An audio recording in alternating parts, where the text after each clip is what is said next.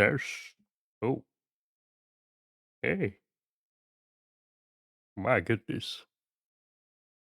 My goodness.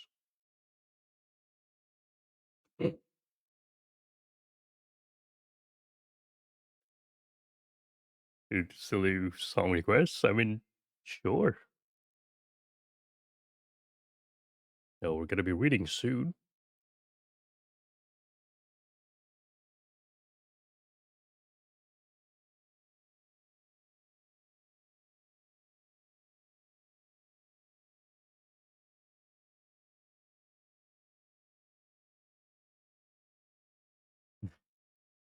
Papa, I'm a little bit sick.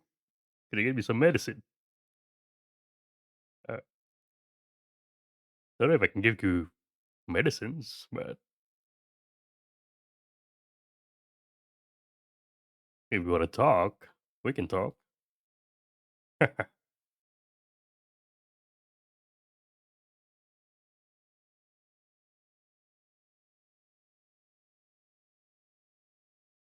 I'm just trying to see the volume settings.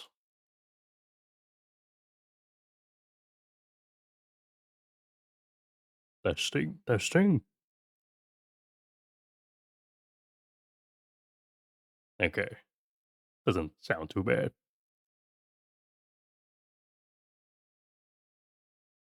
Cool.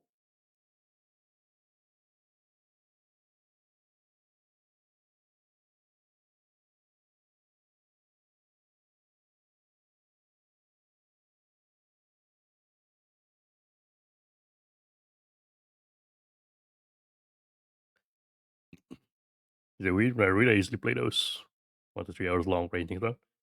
No, some people do that. Like some people just also just listen to other music.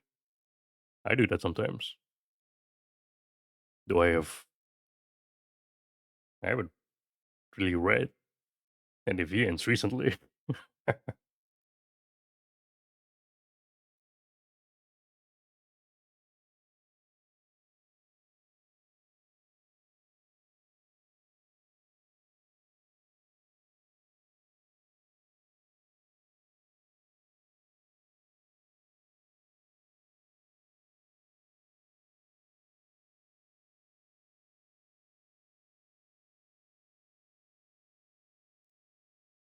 I'm not gonna be okay.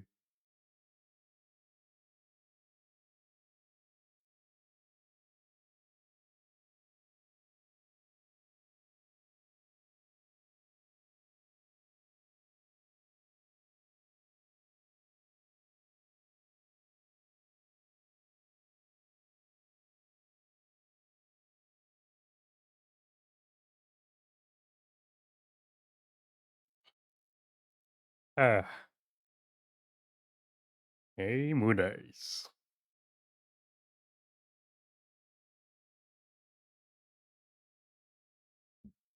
Zooey mama.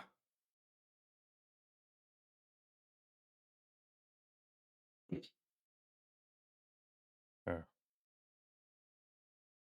hmm, oh.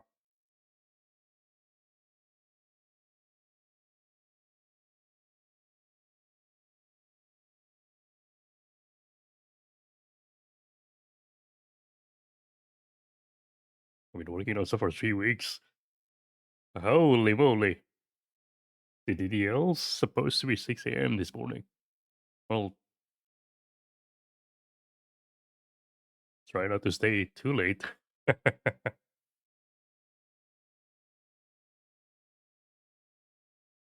All right, let's see. Do do do. Mm-hmm.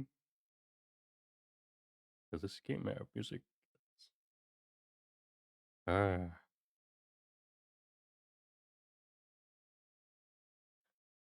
and it is the Moon of Ice.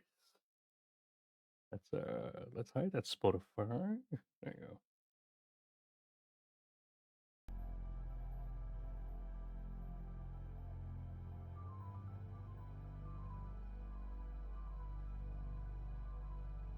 My, oh my.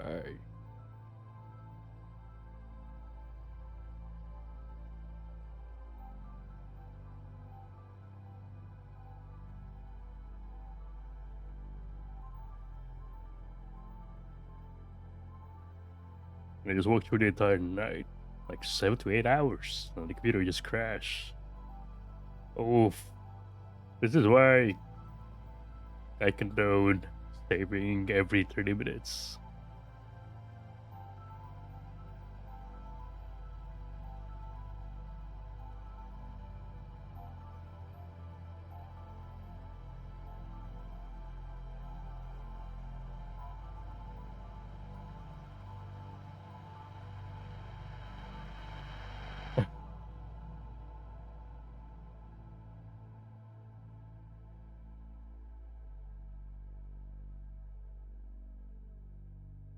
Oh, spoilers! Just open like that. Um, put this here. How's the volume?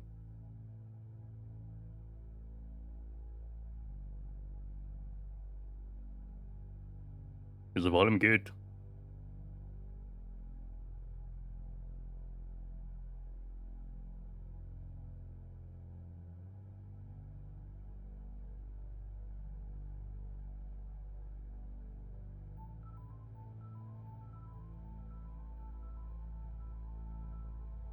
Sounds good. Alright. Let us start. Hey, Moon Eyes.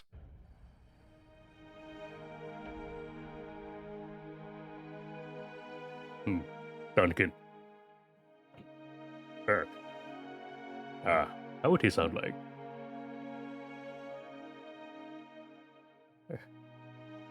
I wish you'd say something. What are the words that ran still in glass? Tell me, and I will speak them. Tell me, and it will be the only words I ever say again. Because unless the next word I speak can destroy the broken and awful bones of this place and bring you back to me, I would rather not speak at all.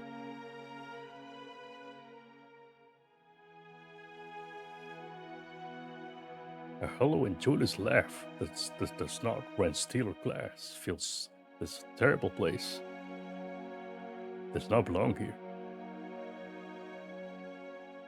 I've always loved the way you talk.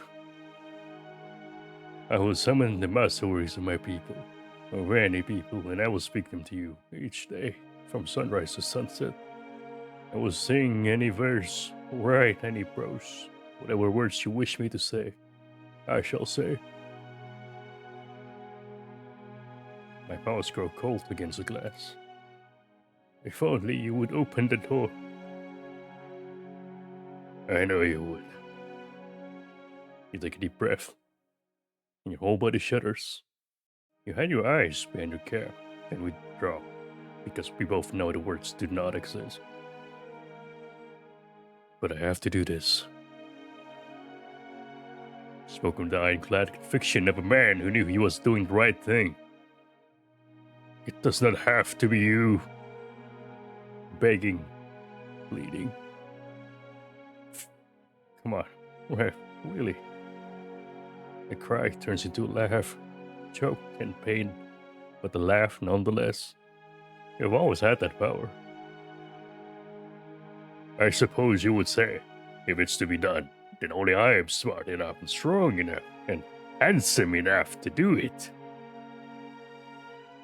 You might be smiling beneath your cap. That's a pretty good impression. I've come to know you, my fearless sailor. Yeah, you have. You're gonna be okay. I know it. You already know their personalities? Nope. Well, I mean, kind of. He speaks before he can think. I will never be okay again. You sway your feet and grip your chest. Your mouth hangs open, and you search and search, but cannot find the right words because they do not exist. Please, don't say that. But it's too late to stop. He's not himself. He's afraid and angry, and he does not know the words that ran steel and glass. You will be gone, and I will be alone. No, you gotta understand. How will I wake without you beside me? Reverie, please, listen. If I don't do this, then how will I be okay when you have lied to me? I didn't. I will be alone again. Without you, I have no hope. After all we built together, I cannot watch you go. They are pounding on the door again. A song becomes an angry scream. Again. Rev. He would fall to his knees. Again. All ash and broken glass.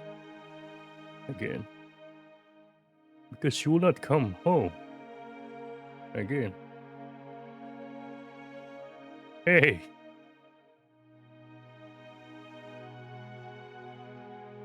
There you are, through the glass with that faraway look in your eye. Duncan, please. Moon eyes! Just remember to life and take a step backward, granting him a fleeting moment.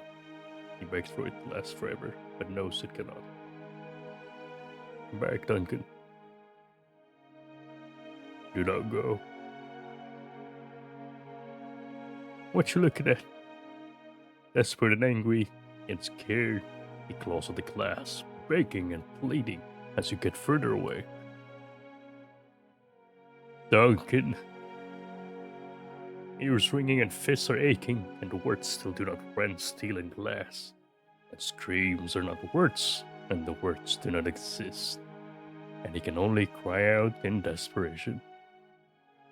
Washing it. Again. Brothers. Home.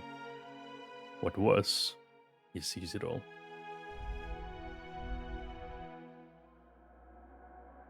Again.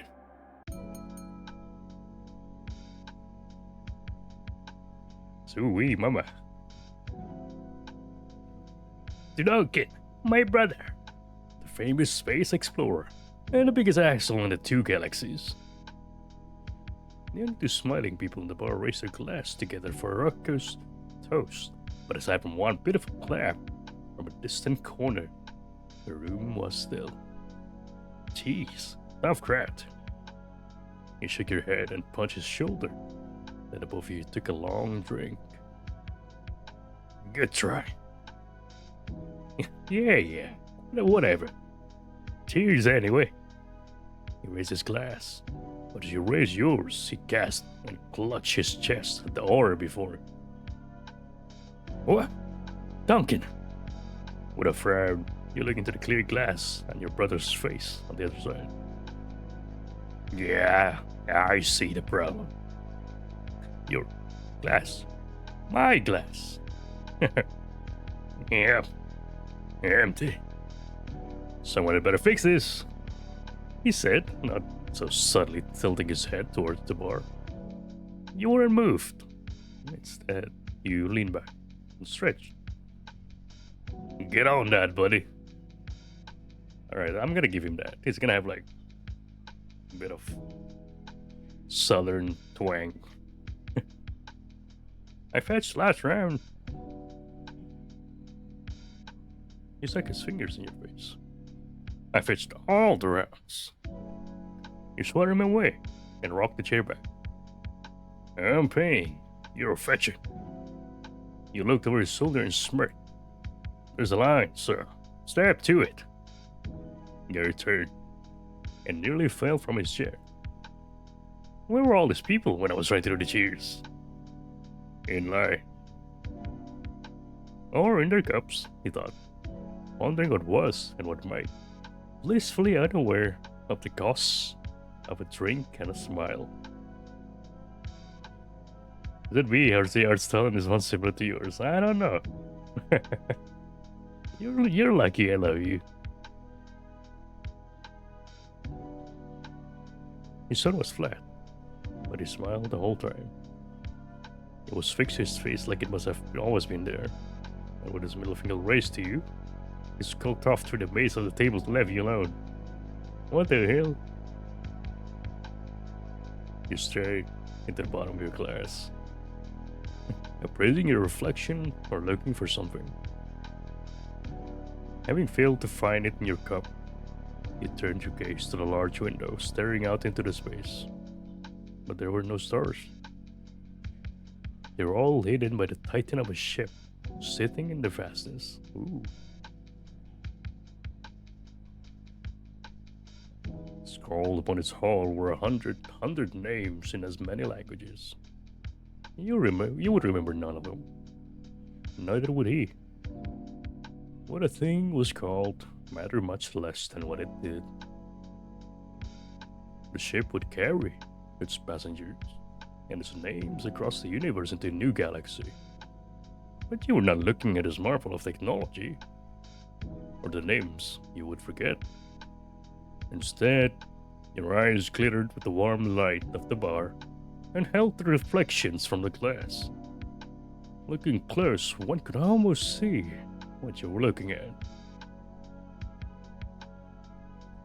It's not the ship, no. You stared through the hull, the wires, the vents, and all the mechanical drudgery, even through the stars beyond. You looked towards something in the distance. Something beyond its great symbol of unity, beyond the politics of its creation at a place far away and magnificent. Whatever it was, it glimmered in your eyes, and he wanted so badly to see it too. Your lips curled upward into a smile, and you did not notice him staring as he tried to get a look at whatever you saw. You were lost in that beautiful and distant place. You did not hear the nervous clack, clack, clacking of hooves moving towards you. You did not look up, even as he loomed over you, and took one slow, deep breath. Oh, look at him. His presence fell over you, and begrudgingly, you turned toward him, not quite ready to leave that faraway place. You looked up at him.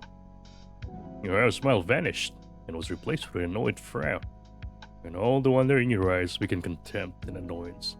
How dare he interrupt your peace? You immediately tapped a finger on the base of your glass. The large oafish man just stared back, almost forgetting what we had to say. In the face of you and foolish, as he was in the face of you and foolish as he was, he attempted to give you a name. Hello, VODS. You raised an eyebrow and tilted your head. Your scowl made him feel small, yet he continued. What do you see? What? You have moon eyes. You rolled your wrist in the air toward him, urging him to explain further. The moon is in your eyes. They are blue, like the moon, and full of wonder. It is a compliment. Blue and full of wonder. Very squirt. Had he made a mistake? Was the metaphor lost in translation? Yes, like the moon. Am I misinformed? I thought Earth's moon was blue. Or is it silver? He tugged at his braids in an effort to lose the knowledge, but nothing came. He said the thing. He searched his face for something, and became so quiet that he failed to hear his thoughts over his heartbeat. Wait. Oh my god, are you hitting on me? With that line. Yeah, we'll get a pause it here for a second. Because I believe there's not Ray. Don't know how to disable that.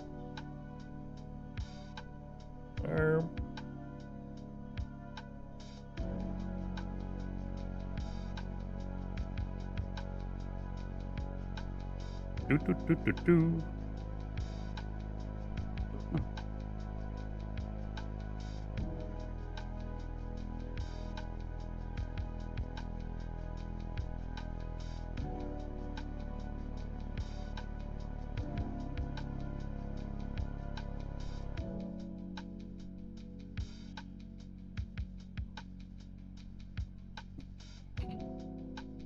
Oh.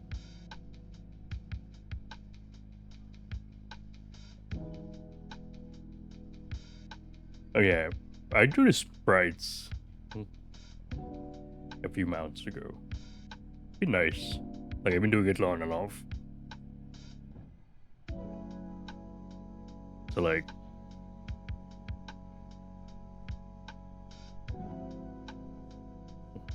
was it commission or free? It was, in fact, commission.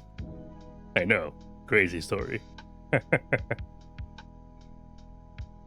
So, I believe a person came up to me in the DMs like, "Hey, what do you think about doing sprite work or this new VN that's coming?" I'm like, maybe depends on what's written. So the dude sent like a few examples of the work that this person has done.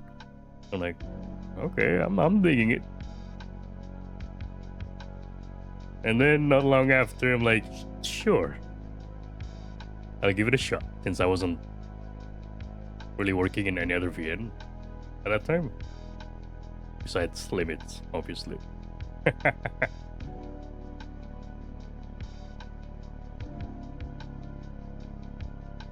Then fast forward, it's here.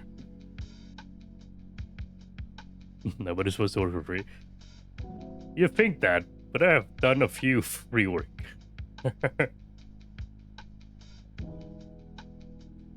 Not for this one though.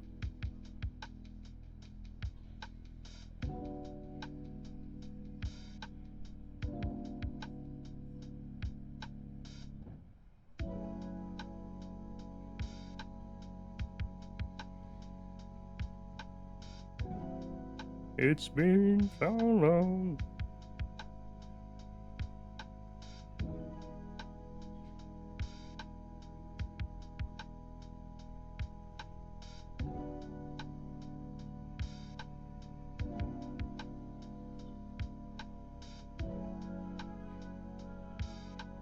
Alright. I think we're back. Right?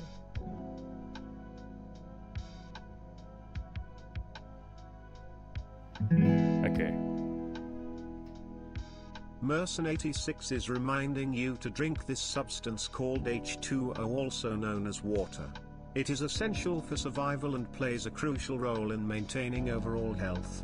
Clean drinking water helps regulate body temperature, aids digestion, transports nutrients, and removes waste from the body. Thank you for the redeem. Alright, let's get back to it. You went over the table and slammed it with your fist, bouncing the silverware and empty glasses. Your uproarious laugh drew somber eyes from across the still room. It seemed wrong in a place that was otherwise sad. Ooh, boy. Hey, Moodax. What you looking at? That's new. Poetic. Better than I like your beard. Ravy's shoulders slumped inward, and his tail whipped behind him, embarrassed. He was going to say that next, but it was sturdy, durable, and refused to give up. You are handsome, and I would like to buy you a drink, Mood Eyes. Right off the bat. This is customary when courting a human, yes? Or perhaps you would prefer flowers? Chocolates? You whistle. Okay, I did not pick it up. Bold? I'll grant you that.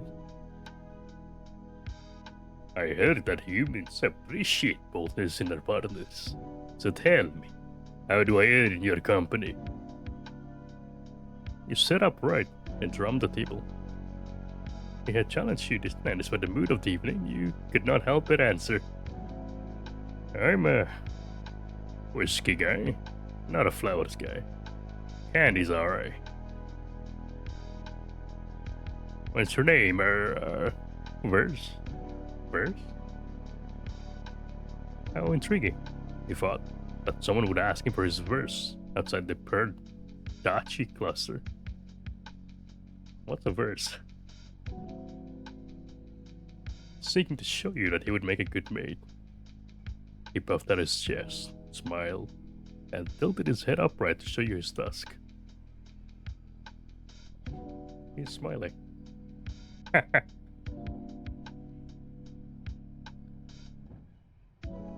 I am Reverie of Pardash, who remembers. It is my great honor to make your acquaintance. You ran your fingers around the rim of your glass, and considered the man before you. Reverie smiled, but his anxiousness grew. You tiddled your chin and smiled wide, mirroring the greeting of his people. His heart swelled with joy and surprise in equal measure.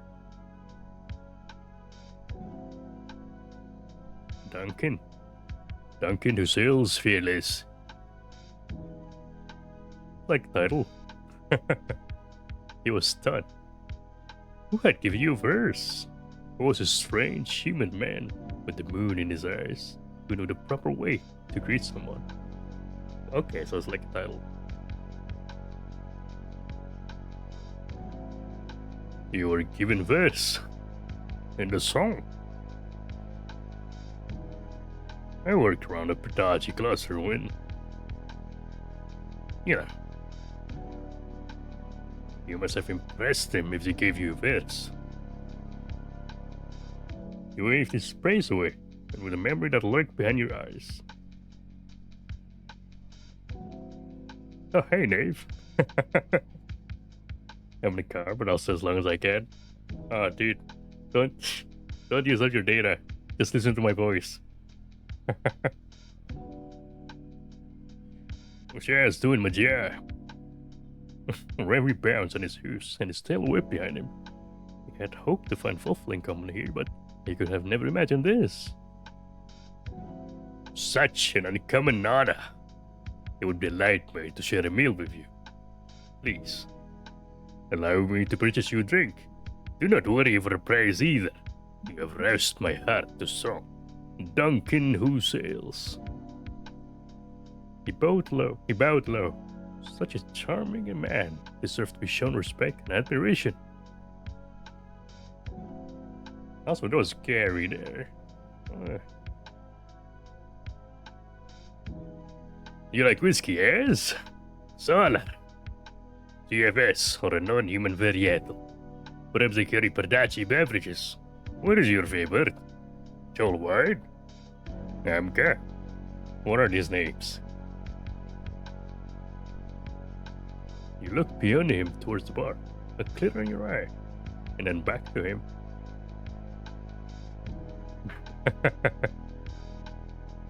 The guy, he really is sweet. You step forward to claim a seat, his heart singing. Hold it right there, big and handsome. Reverie stopped, then counted his words. It seemed to be going well. What had been his mistake?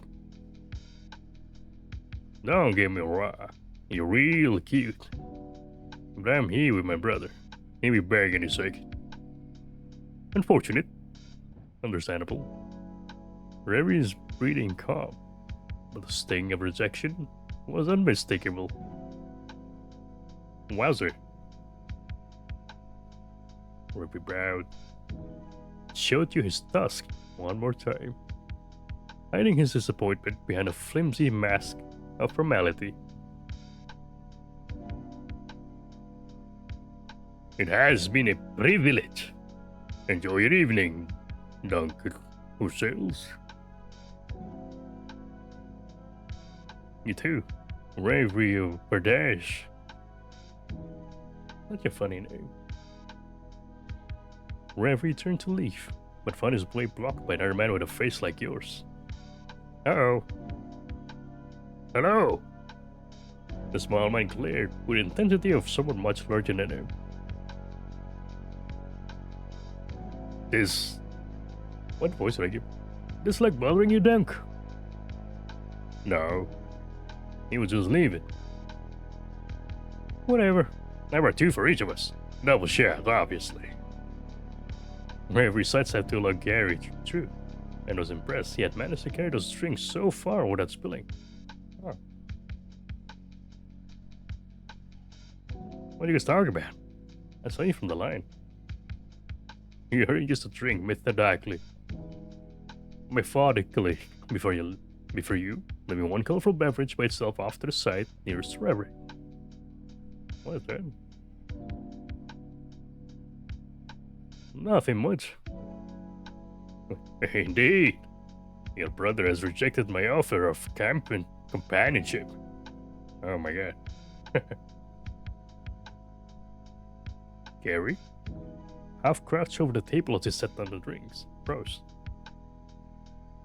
Gary, hold on a minute. Wait, don't.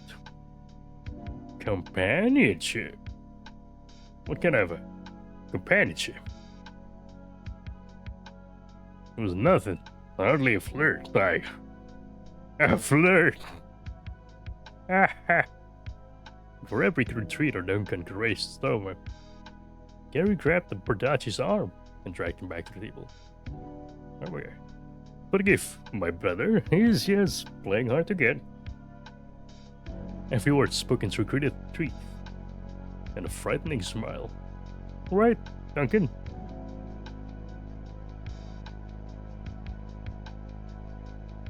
Yeah. Hey, Big Impo. Miss me so much. It has been almost a month.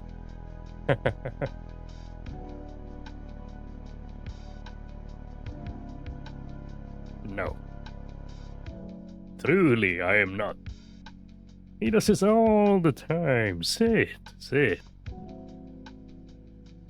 Gary plays Reverie in his seats. Opposite to you. You look not at all pleased.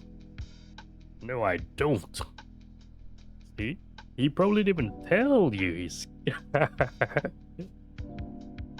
he's gay.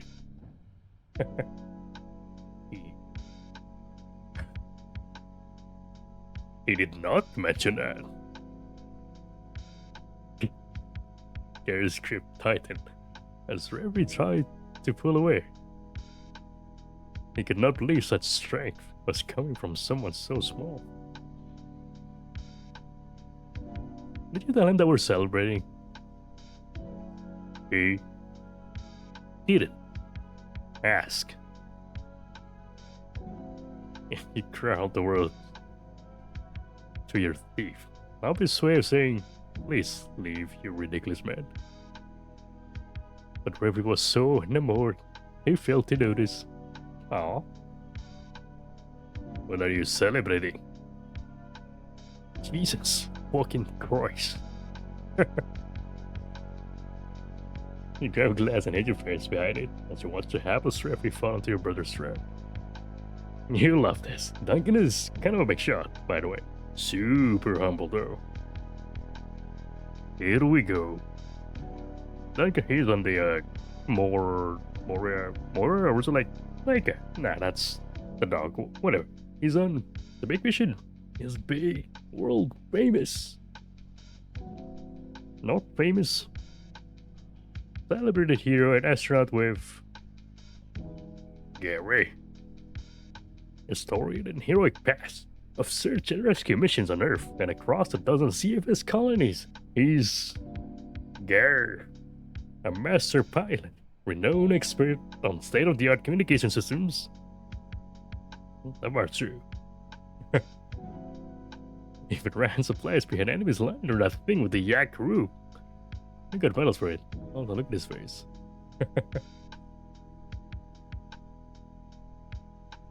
He enunciated his point by waggling his eyebrows.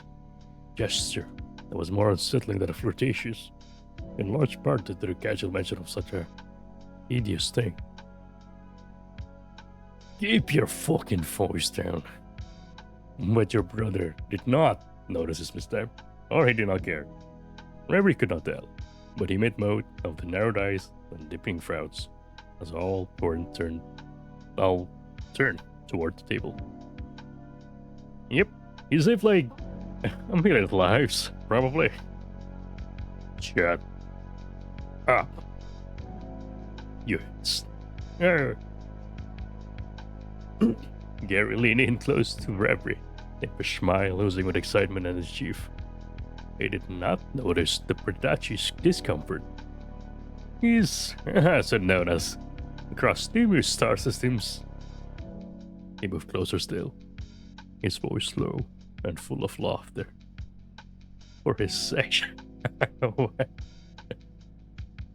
Hours. He sunk under the table.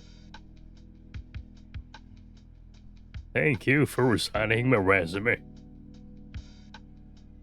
You swapped your mostly empty beverage for this most. Oh. I know my way around about too. Impressive. Is it true? Oh. No, I ain't. Renowned for my sexual prowess across any systems. Rabbi scratched the back of his neck and tried not to think about your sexual prowess. You are reporting with the sheep? You glared like you did not want to answer. Yeah, why? Reverie clapped his hands together and showed his tusk and did not notice the edge in your voice. Ah, a fool she is. I am as well. You are. Gary clawed his way up from the floor, eyes wide. Seriously? Not joking? I would not joke about this honor bestowed upon me. That's great. That's really great. His son was more genuinely relieved. Really, really great. Right? He put his hand on your shoulder and squeezed.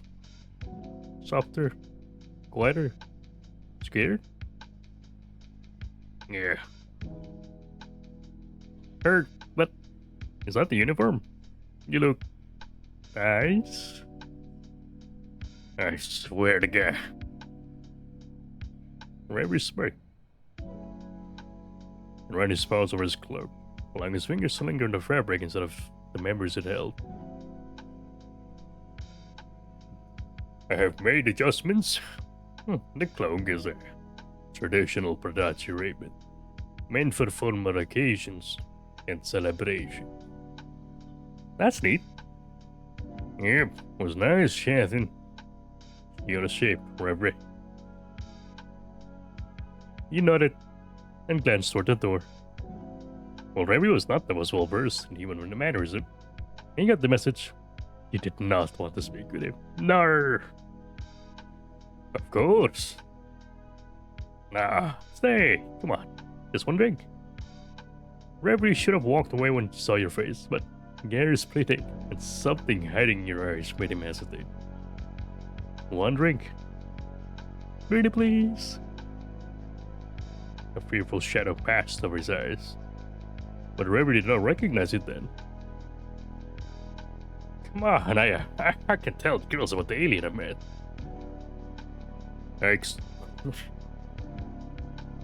Extrasolar life form. I'm not saying that. You girl. It's that's a funny way to say aliens. Then out the window and find at Reverie. one drink. Only 'cause you're being rude. I'm not rude. I'm curious and inquisitive. But come on, tell us about yourself. You got any family? Where you from? Gary. Referee frowned. But at least now he knew that the man did not mean it. Gary slid a colorful glass across the table. I'm from Padash. Padache. Padash. Padache. I don't think I've met a Pardaccio. Oh no. I've ruined your manners. Referee had always heard humans from Seoul were especially rude, but had never seen any evidence in Lynn. I'm sorry. No, it's rude. I've been drinking. It's not. I'm not. I'm just. I didn't even realize. Oh my god. Gary looked up to you, waiting for his elder sibling to save him. He shrugged, raised your glass, and took a drink, seeming to enjoy your brother's struggle. Without me? Hello? Rag, if you want to join, come over. I just felt like doing it today. Kinda forgot to tell people.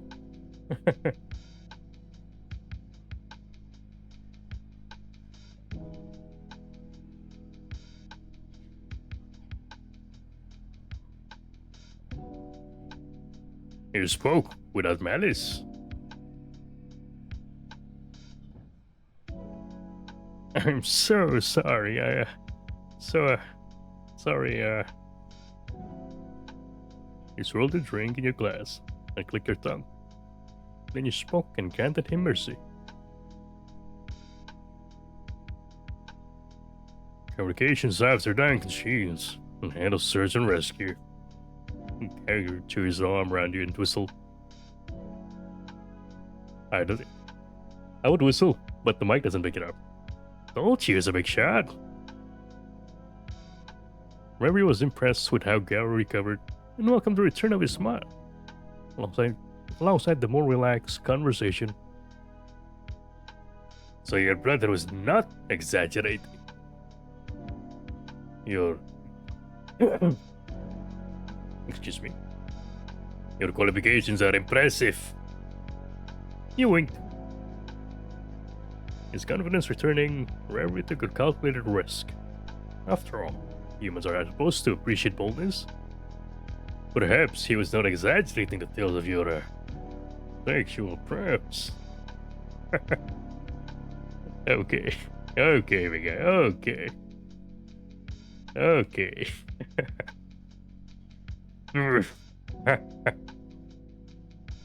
You spat your drink and cup, taking the table and spilling a good third of Referee's colorful beverage. Hey, you got my new shirt wet. Gross. Haha. I apologize. It was not appropriate of me to say this.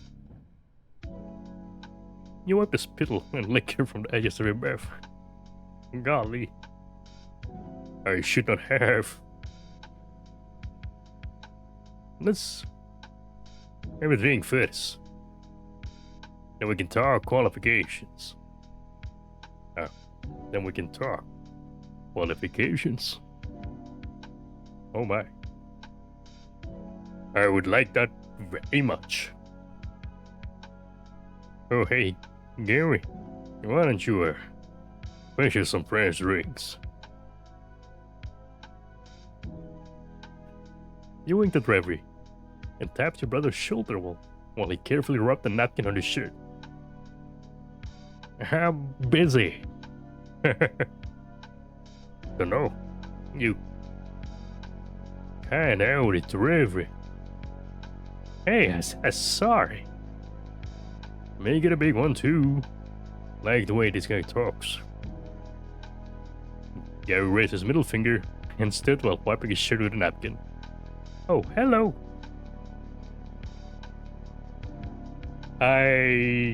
Yeah, deserved, honestly. I'm sorry. Give me a second. Two. There you go.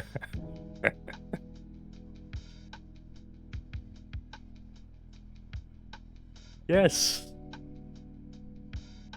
It's like I checked the thing, right? I thought you were offline. I thought you were busy or something. So I didn't. Well, there you go.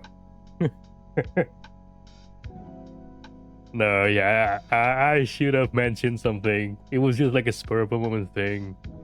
I was supposed to do this a few days ago, but things got in the way, and like, well, better do it now before things happen again. And now we're here. My apologies, Rick. No, you're upset with me. you're crying out of joy.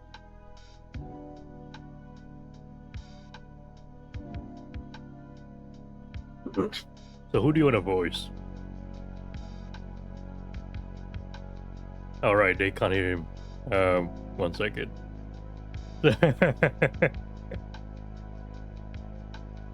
I need to like constantly change it every time. It's kind of annoying.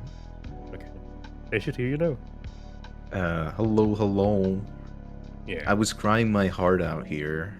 Yeah, he was crying. I basically censored him. Yeah. I was crying, and then he like told me he hates me and stuff. Oh. That's not true. They can still hear me. No, he said that. He said that he hates me. That's why he didn't want me to join. You're spreading lies. Oh my! Is it a lie? Yes, they're lies because the evidence is right there. They can still hear me. They can't hear you. What evidence? The VOD, the internet. Anyways. I like your new outfit. It's cool. I want to voice whichever. So I guess the main protagonist is Duncan and Reverie. That's the trucker guy. Yeah, Duncan. Well, he dressed like a trucker, but he's not. I guess he's kind of a trucker, but like spaceships. I mean, I like the big boar guy. Okay, he can be big boar guy. I tried giving him like Transylvania accent, like a vampire. Oh, okay. I can do that. Sure. You don't have to. That's just what I was trying to do. But I will, you know. Yes, like that. Great. Of course. It's more of a lifeguard. Okay. Oh, my bad. Okay. Perfect. Yes, your sense of humor. Fuck you guys. Middle finger. Okay, to that. Are they brothers?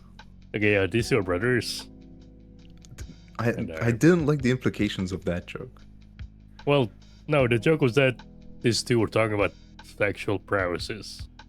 Every thing. Yeah. Okay. What have I done? Gary fled to retrieve unspilled drinks. The referee was glad for it. The flirtations were ingracious in his absence. The conversation had moved on by the time he returned, and Reverie made a note of your boldness. He could not recall ever meeting someone like you. Someone like you. He would be careful not to provoke you too much. Not yet. Part 1. Reveries. 3 cheers for my brother and his boyfriend they we just met. Reverie awaited clarification, but you only shook your head.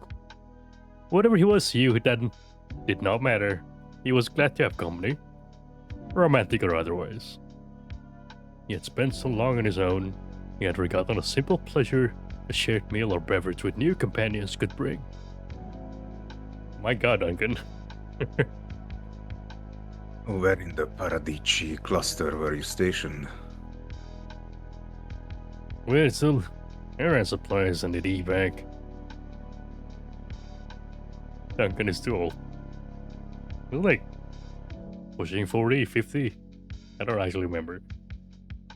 You were careful to leave out specifics, but Gary was happy to fill in the blanks. He told grand and implausible tales of your heroism, his voice full of awe as he spoke of you.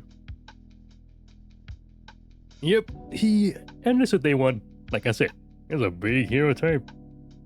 And so he went on and on. But eventually, the praises became too much to bear. He talked too much. Another bad habit from Earth. It was a mistake to go. Not like there was much choice. Are you not from Sol? Nope. Confederated Frontier Systems, Tibet. Oh. Is it Oh, all? Hi. Oh, Is it honestly hi. already that I'm talking to you? Hi, Or like- Flabber. Or like, what? It's like our monthly Hi. meeting. Hi. Yeah, it is. Mm-hmm. You know, Guess what this guy did? This Drakes did. He did not Oh. invite us. I thought you were Oh. busy. When I checked the thing, you were offline. Mm-hmm. Does that matter? I got an ad. Well, yeah. It's like, I don't want to bother you. You don't want to butter me? Bother. Not butcher. You can bother me anytime. Mm-hmm. You know what? I'll The keep note of thing I that. will do is I will just ignore you. That's it. Yeah. Fair enough. Okay, well, there's an ad break. Mhm. There You is. can wait. I'm watching the ad. Like, I am signed in though. What the fuck? I have a whole screen ad. That's crazy. You can just watch the stream in Discord. So you're gonna get like, Right. like real time, you know? I can't stay for long. Kind of like roughly an hour, because No, yeah, that's fine. You can just yeah, hang as well. because Unless you my wanna read. feet are fucked. I'm getting them done finally. Sorry, what? You're getting him done? Yeah, it's they like, if you don't like gore, they are fucked. And I finally got an appointment for today. So like in about an hour, I do have to go to that appointment. Wait, what? So yeah, I'm lost. it's like my toe, like the like nail bed of your toe. Yeah. Mine is fucked. On What did you basically do? like both of my big toes. I work like a dog, day and Day night. and night. So yeah, it's like been like this for like a month on one of them, and like on the other, it started to like also get on it like since about like a week ago or something like that. So yeah, and it's not looking like it's gonna get like better on its own. So I finally made an appointment today. I got a same day appointment. Oh, well, at least that's good. So yeah.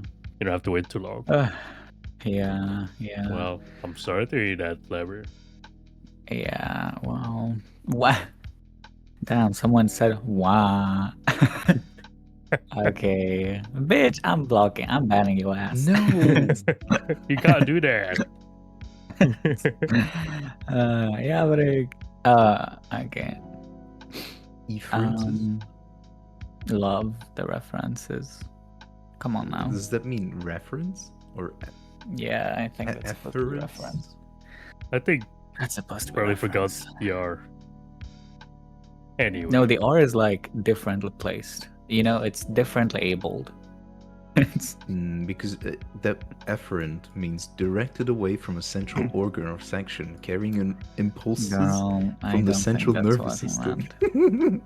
What? I don't think. That's what he meant. Okay. Let's move on. Let's move on. Let's continue. Alright. Oh, Flavor, did you also want to join the raid, or you just wanna like chill?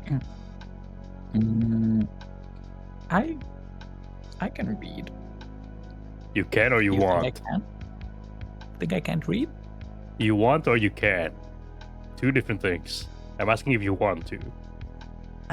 Obviously, you can read. I hope you can read. It's listen, you're doubting my abilities to read, so I'm going to prove it to you that I can. I wasn't asking if you can or not. Mm. Like, I was asking if you want to read.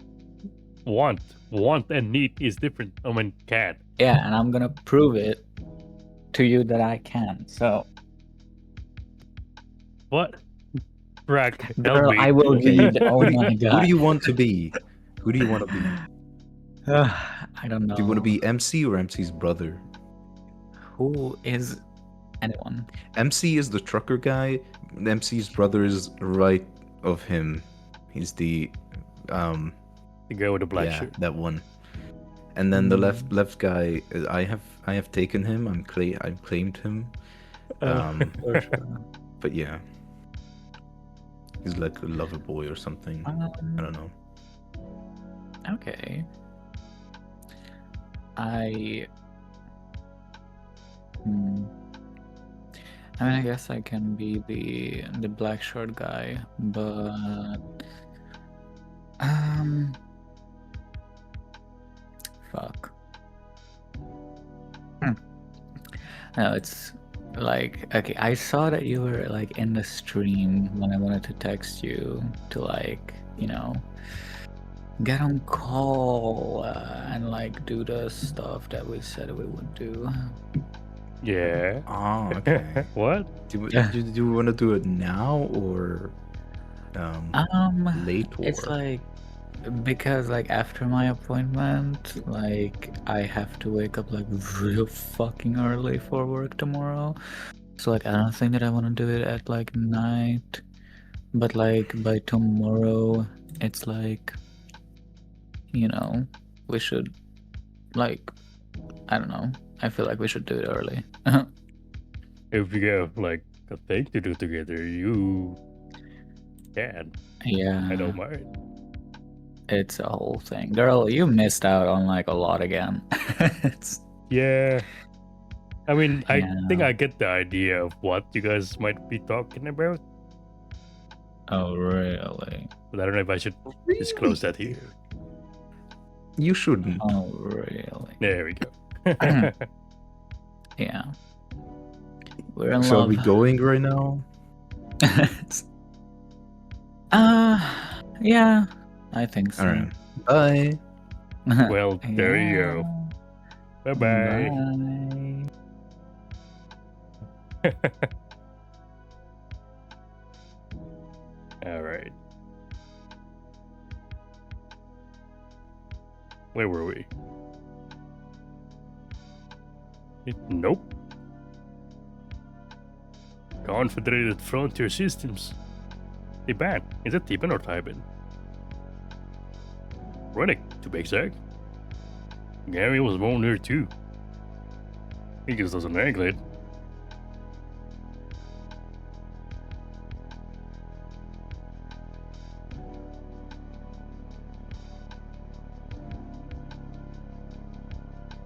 Okay, we hit his map, but a bit off his tongue. There was no colon runner. Not anymore.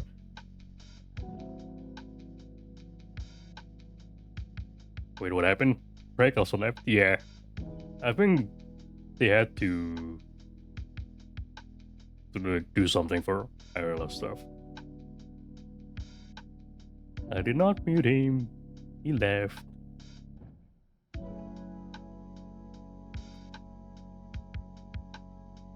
Gary quashed any hope of a follow-up question, for which referee was thankful. Well, what are you doing in the ship, Ref? Can I call you Ref? Ref is acceptable. Thank you. All new colonies need strong laboratories. I am part of the surveyors. Will help select a place to build our colony. Prepare the site for construction, and then do whatever is asked of me. If we encounter any hostile life forms, or if there are disagreements within the crew, I am also charged with security. Though I hope it does not come to that. I prefer more cooperative pursuits. Survey, huh? You move closer, and your fingers dare to graze his. We'll be walking close together then. Oh my. You put a hand on Revere's forearm, lightly rubbing your thumb through his fur, and spreading fire through his veins. My god. Wait, I didn't get a chance to. Working closely with you would be a great pleasure. Ooh, Reverie, work close with me. You're so big and strong. Mwah, mwah. What? Gary. You crowed and scoffed and pulled her head away, and Gary continued to make kissy faces. The wingman you are. I wasn't trying to flirt. Wait, he was trying to flirt. That was not flirting, Jesus. How did you even get laid? God, no, it's not little looks. You're kidding me. You could get laid by looks alone. I will return in time. Have a safe drive. Reverie rested an elbow on the table and perched his chin on his fist and showed you his tusk. I am sure many have been captured by the moon in his eyes, or ensorcelled by his charm and wit. Gary pointed at Reverie and nodded. That's flirting. I mean, obviously I'm not gay. Really? You don't say obviously. Thank you for clarifying. But I bet the fellas are all over you, Mr. Tall, Furry. Okay. He waggled his eyebrows in that strange human way. I like that. I do like the way he talks. The conversation carried on and approached all manner of subjects. Work, history, stories of childhood, family, travel, and even former lovers. Former lovers. You became more verbose and eager to share as the drink took effect. After it was all said and done, I flew from planet to planet in the personal cruiser. It was a hell of a time. Did a lot of finding myself out there. Found a guy in every port too. Oh my god, Duncan. You fainted gas and although your brother's arm. Gary, not every port. I mean, my god, Duncan. At last, the truth. I wonder if you find such a guy in our new colony. No, that is a foolish question. You already have.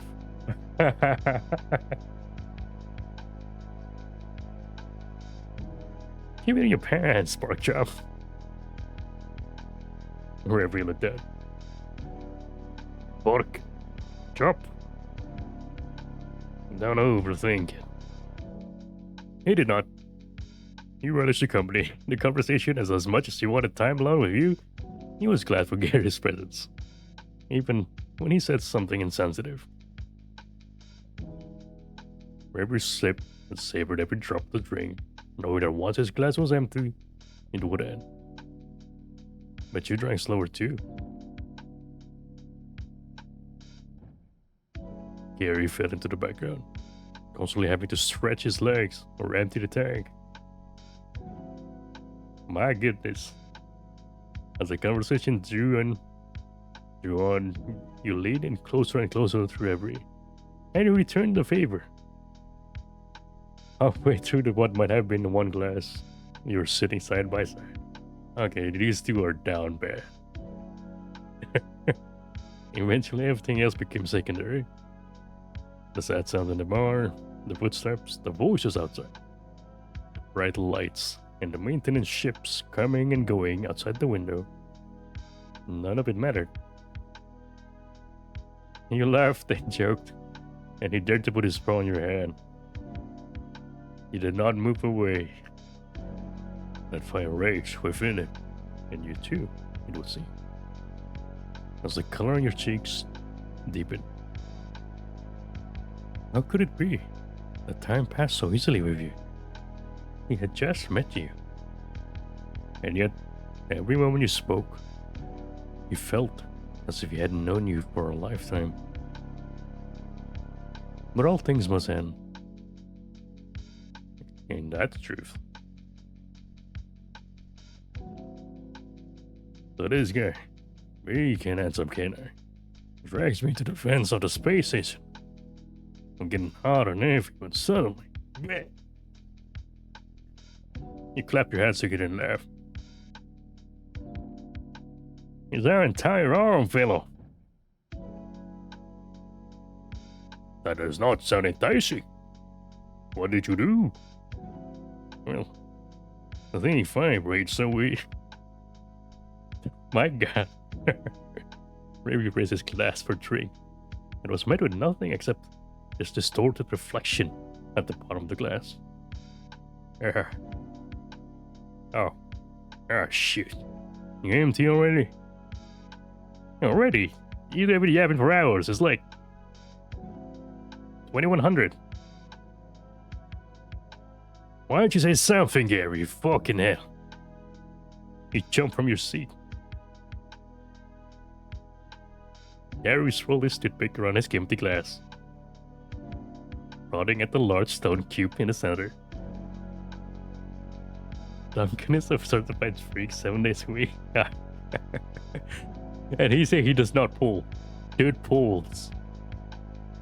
Like, just by looks alone. Let's be real. You two were having fun. You're gonna make a cute couple. Cute couple of besties. Yeah. We're supposed to go and get pictures. Not for me, for my dishes. Yeah. We won't have time for everything now. I will catch up with you when we depart. This duo is so freaked the fuck out. Very stupid. I'm surprised at how staggered he was after only one drink. But that's nothing of it. For sure. You can find me in the D block. Both level. Room 0411. Okay. Damn, it got 4 digits. How many rooms are there? Get in gear, Gary. You grab your brother by the wrist and start dragging him to the door. Hey, slow down. Jesus, we got plenty of time. He turned around and waved to the referee. You should come with us. What? No. No offense, referee. I am not offended. What are you doing? Excuse us. You lowered your voice to whisper and dragged your brother toward the door. Bramley looked away and tried not to eavesdrop. He had been cheated once, and he could ask for no more of your time. To his relief, your argument was difficult to hear over the soft sounds of the bar. Feet, hooves, and claws spattering and scraping the tile. The clinking of drinks, and some muted sobs. Who was crying? It was the ideal backdrop for him to ponder, and not eavesdrop. Come on, you clearly like. For the point, I don't. He thought of the mansion, and what might be waiting on the other side of the universe in a distant galaxy. He thought of how fortunate it was to have an acquaintance he had things in common with on the ship, and how you two would surely meet for a meal together sometimes, from time to time, not too often. But then he shook those thoughts away. He was presumptuous. Instead, he thought about all the hard work waiting ahead. scouting, geological surveys, farming, building a colony. It would be backbreaking in labors. I was glad you were going to be there. You were very well qualified. The mission would be well served by your presence. Got himself laughing. He had only just met you. You who knew how to ask a Perdachi for their verse. You showed him your task. How sweet. You had a verse. A rare or noble thing. It spoke to the quality of your character and... Nah. He was being ridiculous and dignified. He merely thought how furnished it was that he had met a new friend, a potential fan already. That was it. That was all. Never enough pilots to know. Search and rescue always important in a fledgling colony.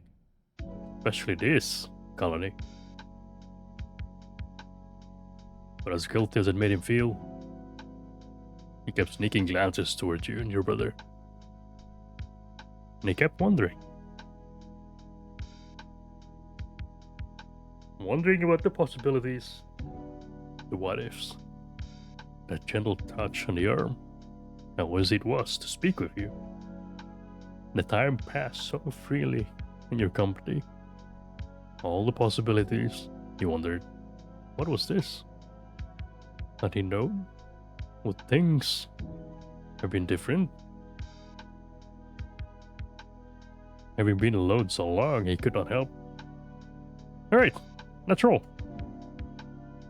The argument had ended while Reverie was lost in his selfish imaginings. It was clear to everyone pretending not to watch who won, as your brother shouted across the room towards Reverie. Reverie looked past him toward you.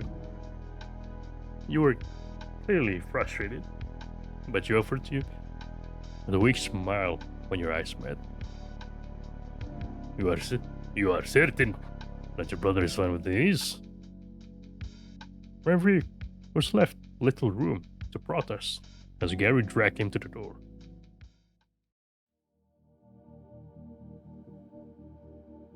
He's old and grouchy.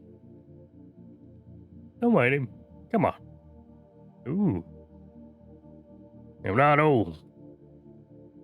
I got another 100 years. Easy.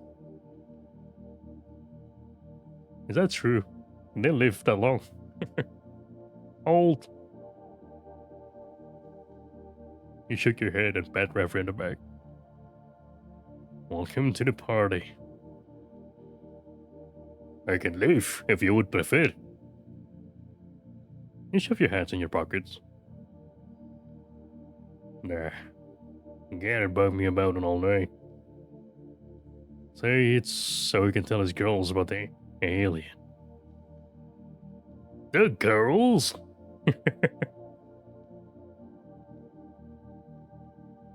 His wife and my nieces. Not just my wife and my daughters. You know better than that. Gary spun on his heels and walked backwards, deftly avoiding the crowds of people as he corrected your terrible mistake. He means my beautiful and perfect wife, Stella, and my equally as beautiful and even more perfect daughters. These are their official titles? Yes. You know it. Here. Reverie did not see where it had come from, but Gary unfolded a roll of photos featuring his family. This is Stella, by which I mean Stella, and Duncan when Emily was born. She loves science and space stuff, so we gotta get lots of pictures. She wants to be a pilot like Duncan, so she can explore and, oh. Gary pulled a camera from his pocket. With a dashing flash, he stole a photo. Wait, he just has an analog camera? You gotta go digital, Gary. Your comment made no impact. He'll love this. Anyways, Cassie Cassandra just turned 4. Look at her, she's so cute. She looks just like me, and he dodged around the others walking the halls, unlike the bar. People out here seem to be in a more celebratory mood, excited for the adventure of a lifetime. Perhaps only the lonely were drinking their sorrows. With that little time to think on it, Gary was insistent on discussing more important matters, like his young daughter riding a pony. Yes, that is a very nice photo. Her hair is so curly, which is good. And she has tamed this beast. Oh, you crack me up. Anyways, is us on our vacation to What? You can go to Neptune? Holy. If they look to you for help, but you only smile and shrug, leaving the Perdachi to his fate. We took this one in Las Vegas. It sucks now. They used to have casinos and booze and drugs and stuff, but now it's museums about all that stuff. More kid friendly, I guess. He kept interrupting to give the correct version of events, whenever Gary got even the most minor detail wrong. Or did not tell properly, by your measure. You had not spoken this much at the bar. It seemed a great deal of your speech was reserved for bragging about your family. It made his heart flutter, and he was ashamed to admit it. It made him envious. What struck him most was how happy you looked in every photo, overjoyed even. He could not understand why you would. Amy's gonna be the best dang ballerina. You beamed with her uncle's pride, but Gary's smile faltered. She doesn't want to do ballet no more. What are you talking about? Of course she does. You laughed and put your brother in a fraternal headlock. We just saw her perform last year. She's more to side and stuff now. Like I said. Oh, awkward. You stop walking. Your pupils darting around the room in search of an explanation. Kids. I mean, she's only 8. 9. Huh? She's 9. Her birthday was last month. Awkward. Your eyes widened, and you muttered to yourself, but could find no answer. That can't be right. I would have missed. Your brother Chub revealed yet another photo of you and your niece smiling together in front of the small spacecraft. Ref, you're not gonna believe what happened on her 8th birthday. But you did not see the photo. I thought I was stalking you, and you could not get past it. That can't be right. Whatever, it's fine. No big deal. No big deal. Her birthday is October 17th. It's only... Gary rolled his eyes away from you and down towards the floor. November 5th of the solar. November 5th, only on the soul calendar. You could not find the answer in your palms or on the floor. So you looked at the ceiling through glass windows at the faceless passerby, but none of them could change the truth of this thing. Ruh-roh.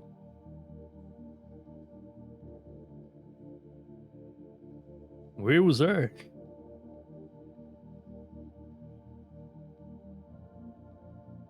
I don't know. We've been busy, it's fine.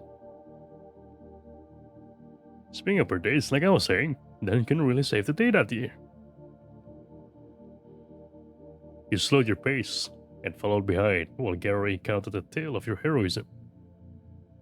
The story is carried on in all the way from your nieces into you and your brother as young men. But you no longer took part in their telling. You frowned at the floor and searched for an answer.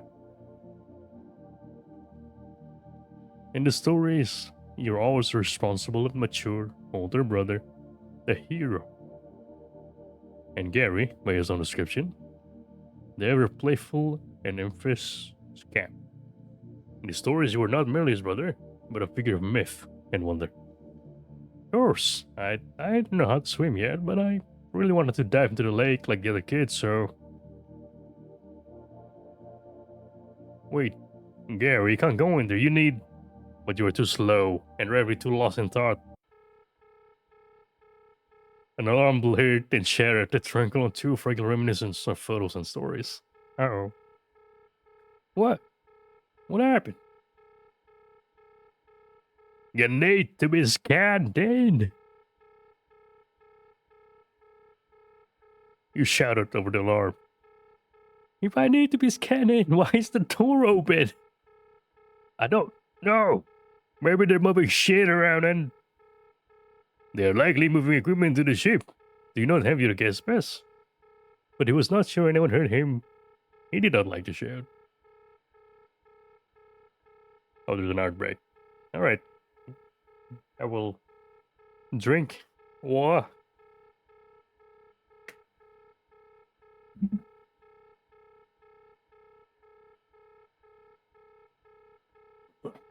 Hmm.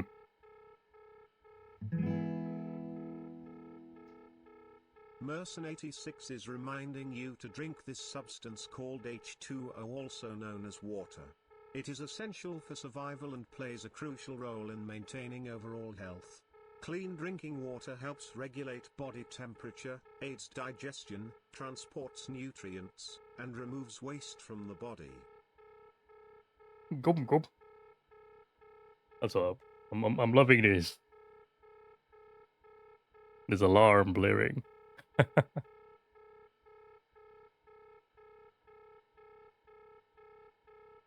Beep, beep, beep, beep.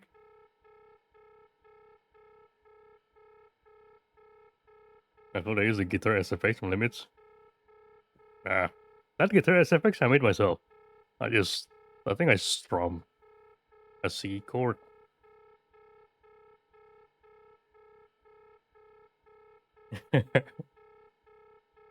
I probably should have set it on a timer. Honestly, it's fine. It's unlike this because we're pausing. Alright, we continue. But he was not sure anyone heard him. He did not like to shout. Gary was screaming. You were trying to silence him. And the alarm was still blaring. It was an awful noise. What do we do? Wait for security and show them your gas mask. What? Ref, did you hear what he said? He said to wait and produce your gas. The alarm went silent and heavy, but measured footsteps grew loud. Yeah. Hello, officer. You stepped between Gary and the security officer, shielding him from their folding. Though when it was discovered Gary had lost his gas pass, you scolded him yourself. But you could never admit when there was nothing to be done. You stood before him. I was a responsible brother, and argued that he should be allowed in regardless. And Reverie thought you played the part of hero well. Yet, your efforts were all for naught. Rules were rules. And had Reverie not intervened and vouched for him, he would have been turned away. With a warning to not touch anything, you were on your way. Thanks for bailing me out, Rev. I wonder who'll do it when I'm gone. Carrie shuddered and jumped ahead of you. I'm an adult. Believe it or not, all responsible, But I do not believe you. That's the things I get for letting get laid. Ham sandwich? My god. Hey, apologies. Gary rumbled and issued a non-communicable grunt before moving out of her shot. Sorry about him.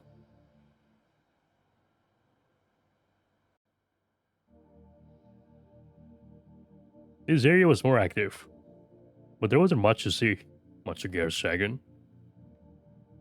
There was larger groups of engineers or mechanics preparing the ship for launch, and a disproportionately high numbers of security officers. More security partitions slowed your progress. Your theory had proved correct. They were loading supplies onto the ship. The only thing that broke up the monotony was a small group of press, snapping photos and shouting questions. Alright, with purpose. Oh, a light. A light with purpose. I will miss the comforts of our home galaxy, but I am honored that... Yes. Gary wanted to stop. Let yourself the moment. No. I don't talk to press. I don't care about you. I want to see if I can get on TV. You're so right, Gary. No. Come on, it's boring here. Everyone's just... He shuddered like a cold breeze had come through. Working. There is much to do before we depart. Like what? Isn't this ship, the greatest feat of engineering ever? Such a feat requires care and maintenance. Paperwork, inventory, diagnostics. Lame. It is a fascinating series of processes. No to do and exhaustive. How exhaustive?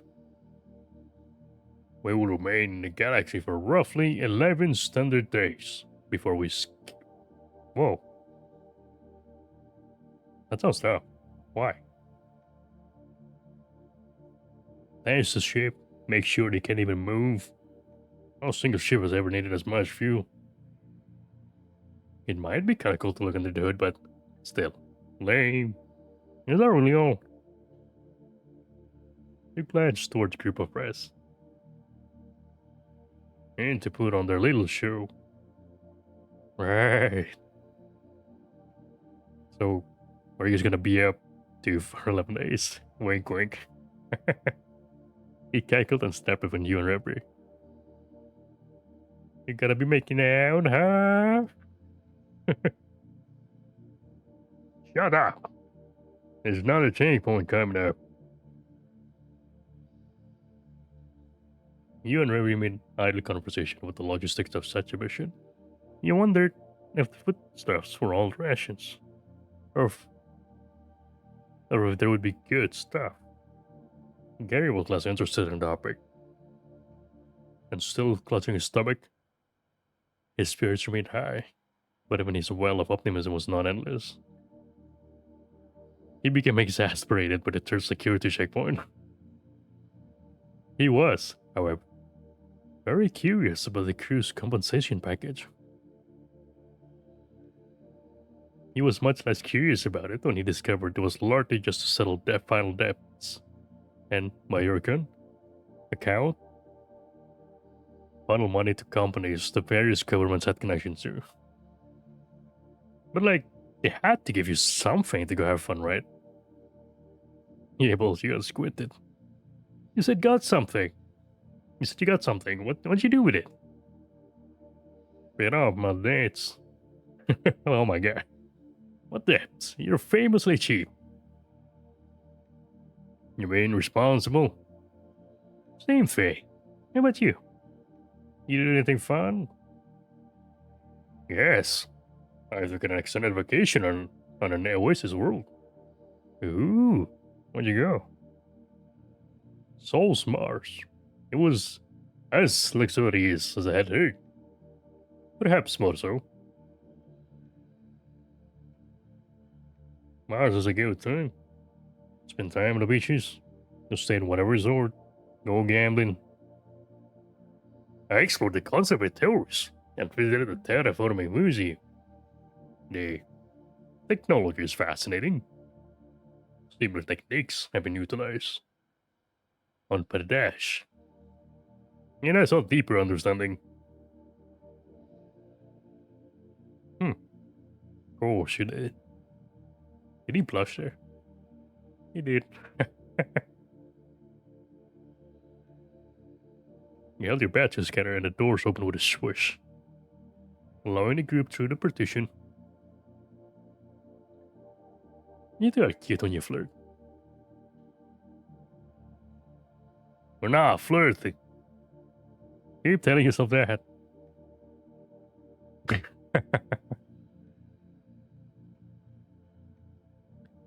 You shot a glare at him that made him shrink.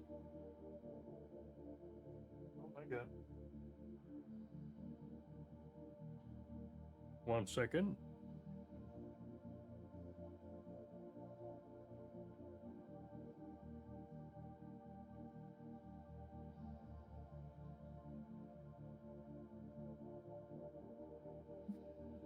Alright. You shot a glare at him that made him shrink. Then he timidly followed you in reverie through the final partition. You jumped and spun in a circle while you gestured to the room. Behold, the biggest, stupidest ship anyone ever made. Isn't it glorious? Your voice was empty of enthusiasm.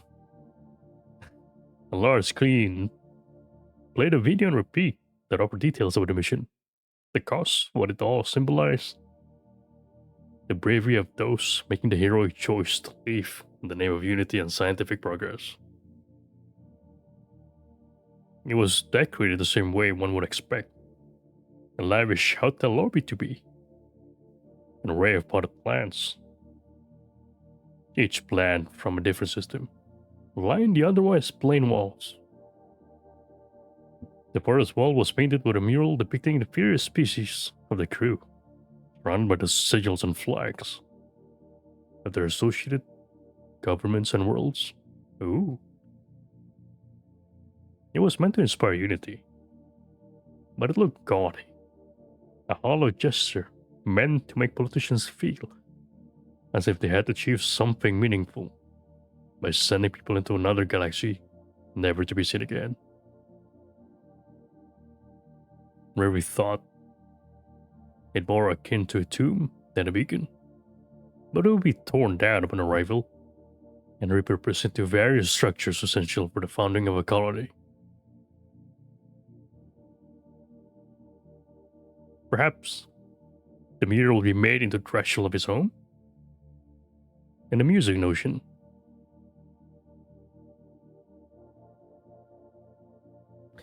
Whatever it would become, tonight it was only a hollow and sterile gesture. But Gary was hypnotized by all the expensive seeming decorations. Oh my, the girls are gonna love this. Neither you nor Reverie was stirred by the images. Both of you had been on a ship at least once before. But Gary took it all in with a childlike wonder. He tittered at every turn, at every new and incredible thing. It was endearing, but rather strange to see someone so excited about badges and all lights. He even stopped another crew member to ask him to take his picture in front of one of the plants. That's cute. You and Reverie watched him bounce from thing to thing, convinced that every wall panel held the secrets of the universe.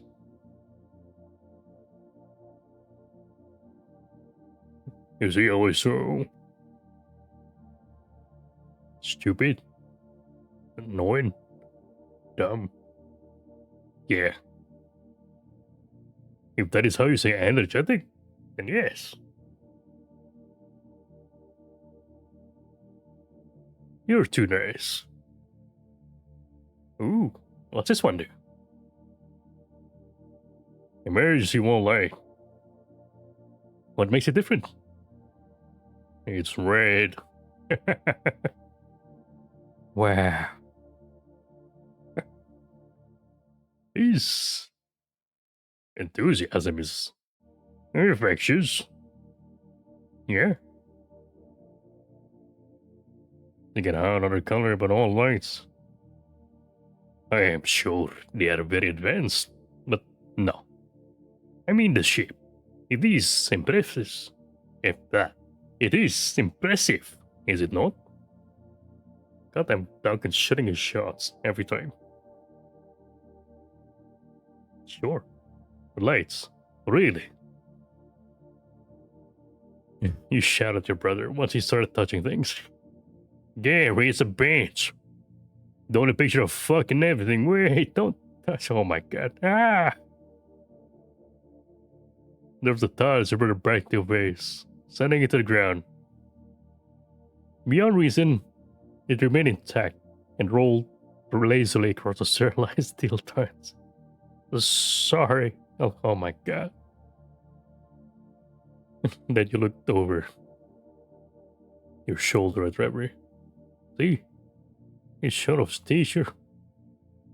Dumb of ass. I like that. Reverie laughed and failed to hide a smile. I do not think he would like this verse. And besides, Reverie watched your brother scoop dirt into his palm and then drop it when the security guard barked at him from down the hall. It is not my place to speak ill of your family. You raised an eyebrow. Cute. And smart. Come on. He could use a hey. Okay, Duncan. Okay.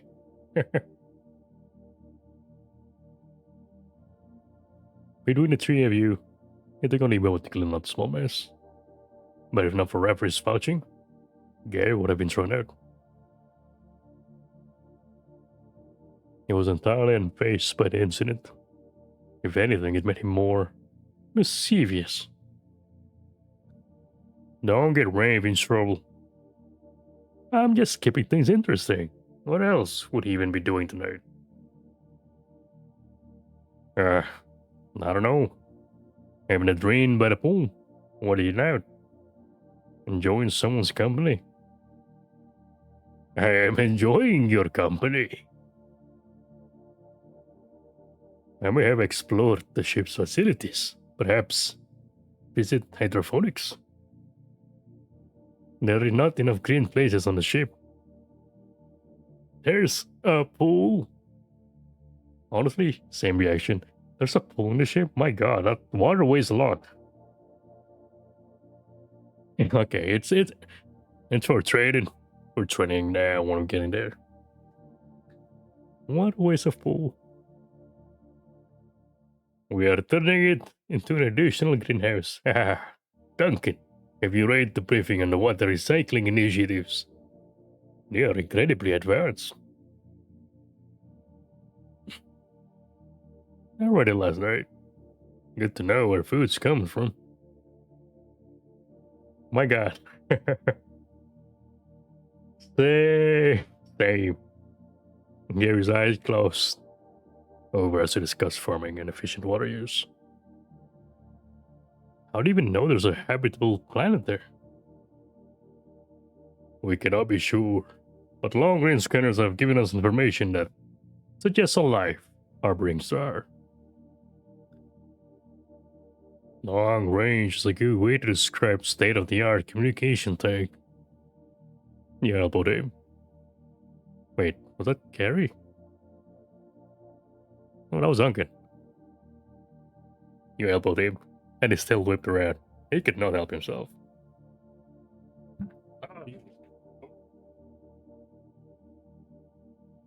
I thought you were smart. Fair play. I am not familiar with this technology. I was a farmer, and a soldier, now scout. Perhaps when we share a meal, would you explain it to me? When we share a meal? Yeah, sure. We'll have time before we skip. Rose blushing. He's down bad for real. Maybe you could tell me about soul treatments. Could make sense of it myself. It is not so complicated as you think. But it is a precise science. Fascinating too. It is a minor act of terraforming. Ugh. They implemented the same technologies in the life sitting initiative in my home system. Incredible what they can do with that stuff. I've seen the photos. Your smile was small, but genuine and warm. And the first time, Reverie felt a real connection to. Fucking Gary. Reverie and Dodka sitting in a tree. Kissing. Gary, gross. Grow up. Grow up, come on. I'm gonna be grown up every other night of my life. Have some fun. And you can't flirt like that. And expect me to stay quiet.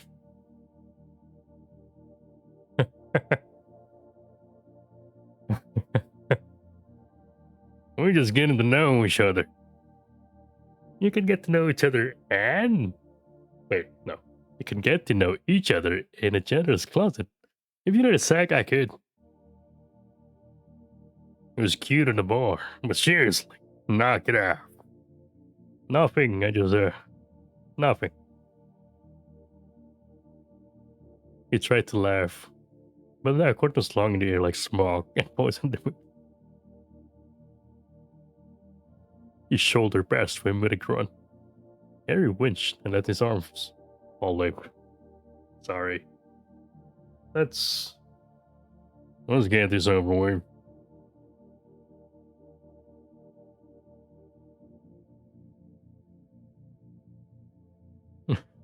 The tries you made.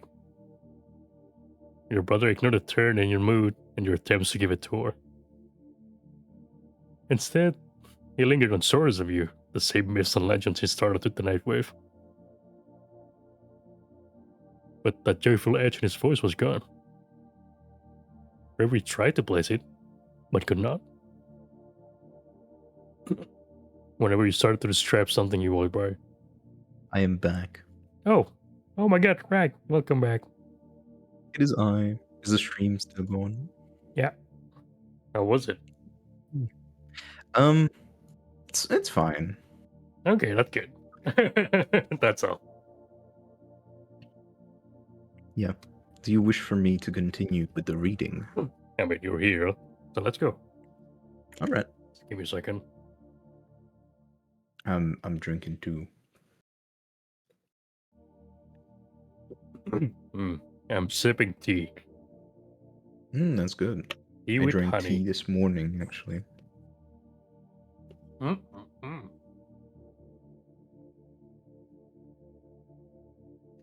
Gary's my goat. Gary of all time.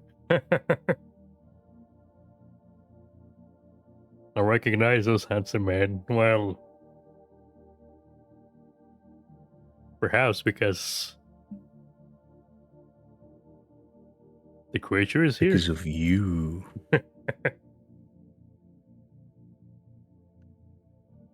Right. Whenever he started to describe something we walked by, he would interrupt and continue his story. He was not interested in the ship. Not really, Reverie thought.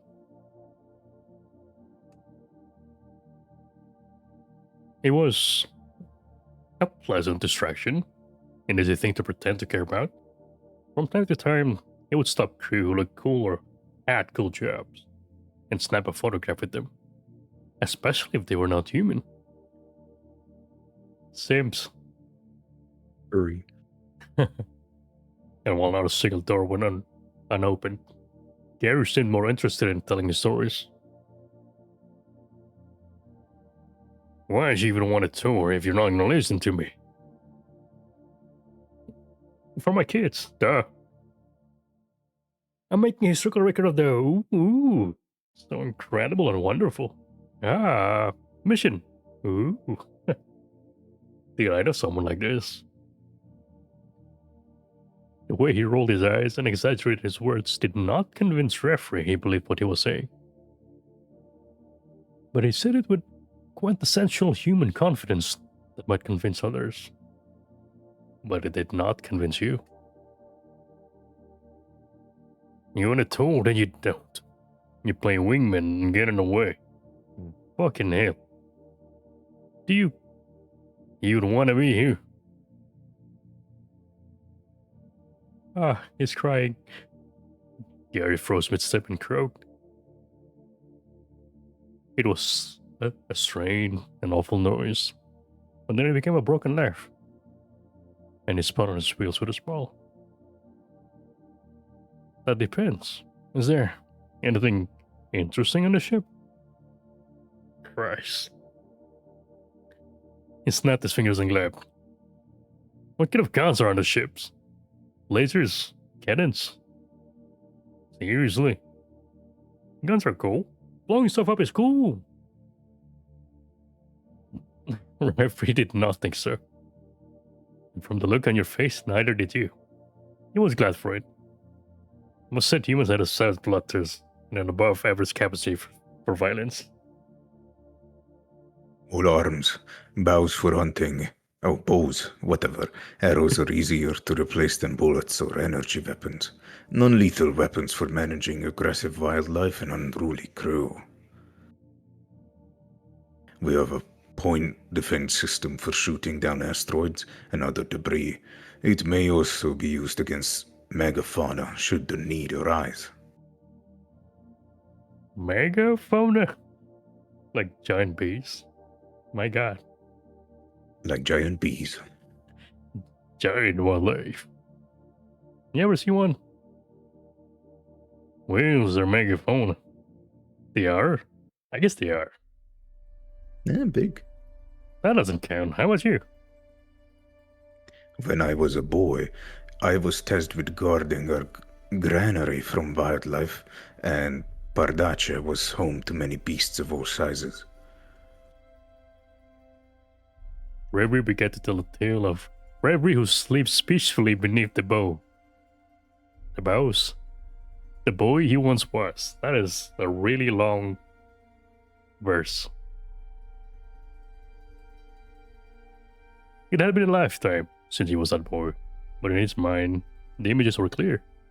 He recalled the weather, sunny and humid as Pardace often was. How he had gotten a split running from unseen monster. The smells, the sounds, the terror in his heart as he imagined greater and greater horrors. Then, of course, the humiliation when it was no giant beast, but a small rodent that had chased him from his paws.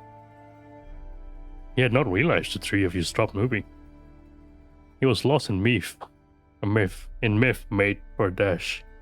Yeah, I still don't know if it's pronounced Pardace or Pardace, and reluctant to leave it. It was that happy boy, Reverie, who sleeps beneath the boughs. Again. And would be so long as the telling went on. Thus, he took his time. He lifted the tale and recounted every detail, lingering on the sounds, the smells, every one of his feelings. He recalled everything, even things that did not seem to matter, in a desperate attempt to stay in that story, in that time. But every moment must pass, and every telling must end. Oh, poor baby Ray. He must have been scared half alive. It was a challenging day. For months they called me Reverie who flees imagined beasts. Maybe I should take the girls to Pardace. They've never left the solar system. You think it'd make a good vacation, Rev? You shook your head, and Ripley looked away. I could not say. It is not the same anymore. Oh, hey, what's that? He dashed away and stood before a large console. An advanced radar system, then. Boring. My god, Gary. Oh. What is this character? You frowned and muttered the kinds of curses only sailors know under your breath. I think the radar systems are cool. Suck up. What vehicles you got on the ship? Aircraft, watercraft, ground transports, drone fleets. Can't remember most of it. Can we get pictures? I don't know, Of what? Gary. Can we? Of the weapons and the vehicles. Ooh. I bet they have the new Porsche. Amphibious low shipcrafter. They haven't rolled them out to public yet. Crafter. It doesn't even have an E in there. Crafter. Shipcrafter. Maybe it's like a name, you know. To the public. You better read all about them. That was a break. So we'll pause for a bit. Okay. What's your I will thoughts go- on the character? Annoying, but like it's fine. You need that. Also, what is this writing system on the above the portraits? It says, I don't know. I assume it's like Clevid. Because it looks like Clevid. Clevid. Could be something else. I don't know.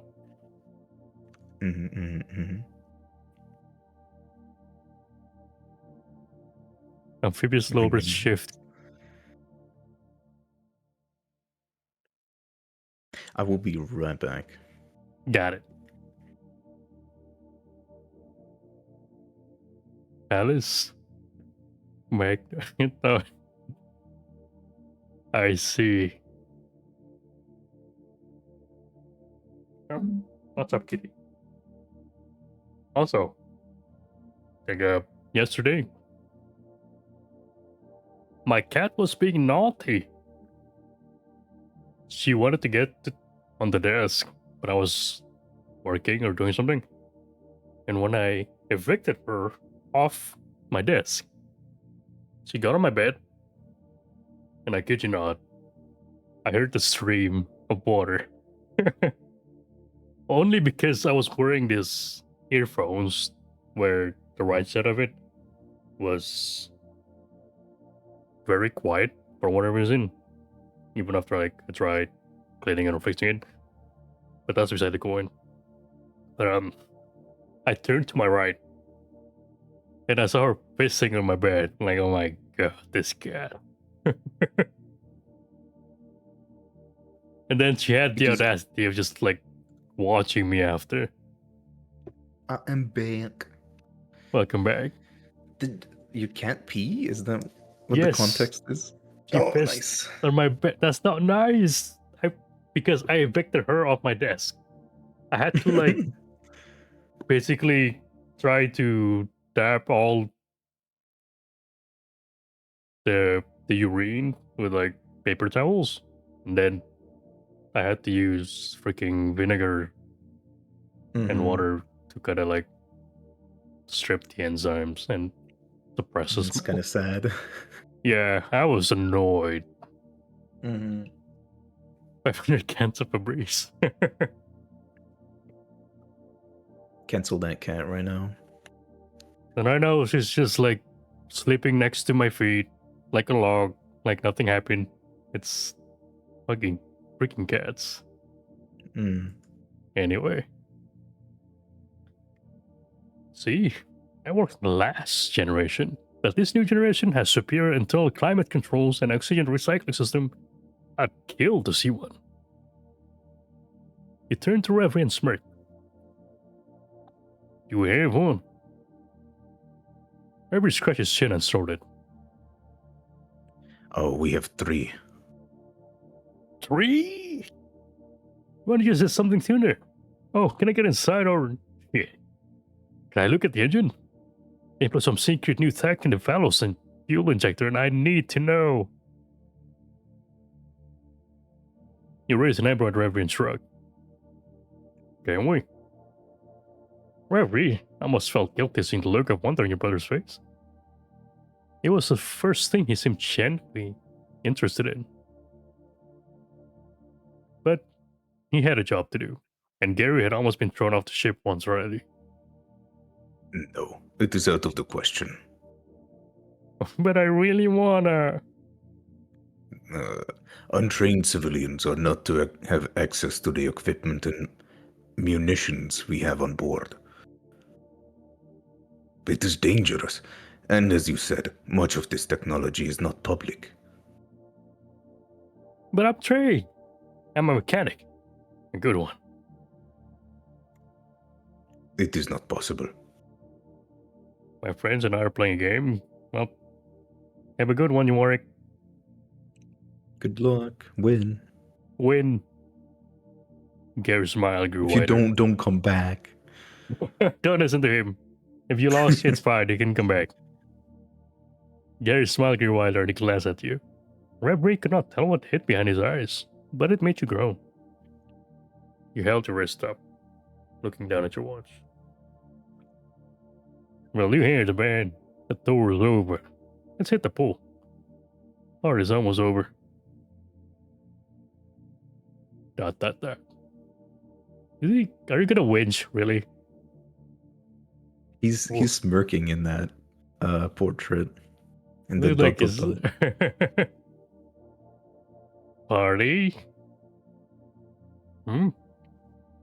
Yeah, bunch of crew getting together. Libations of dumb games. That kind of party. Libitations? Food and libitations? What is libitations? It's libations. Oh, I I think still don't know. I don't know either, but I think it sounds like just... The pouring of liquid offering as a ritual. A liquid Yeah. is poured. Alright. Like I thought it was like something to do with drinking. Mm-hmm. Yeah. Liberals. Liberals and their libations. And why are we wasting time with a shitty tour of a shitty ship? Me? This was your idea. Well, it was a bad one, and you? Why didn't you say anything? I have been enjoying your company. I did not think the pool would be better. I am not much of a swimmer, and I have eaten my fill today. Oh, come on. Free food, free drinks? What else could we possibly want? Are you coming, Riri? Riri looked down at his hooves and waited your answer. You offered an apologetic frown before you spoke, but your mind had been made.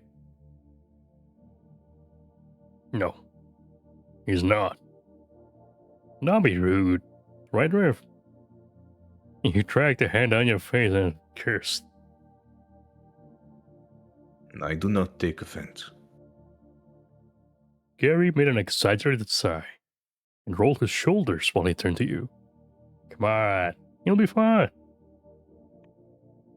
He put his arms around your shoulders and smirked, but it seemed lesser than before.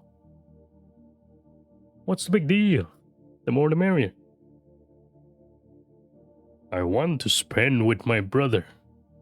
That's the deal. You are. We can't abandon Rev now, right? His voice cracked. Private time. 101. Mano a mano. Dave can go find something else to do, or... He offered it with a smile to Reverie, but he could tell it was forced. No offense. Riff, come on. We spent the entire trip to the station together and all day yesterday. Reverie's better conversation than you. Well, Yeah. Gary grabbed you and pulled you closer to Reverie. Besides, they told you know someone on the ship. Already know someone on the ship. Kizu doesn't count. And you like him. Shut up. You hang your hands away with a grunt and march out to the hall. You have been so generous with your time. I will leave you. Gary stood behind him and shepherded him toward the door. Don't mind him. Come on. He should not have followed. But when he met your brother's eyes, he's so mad.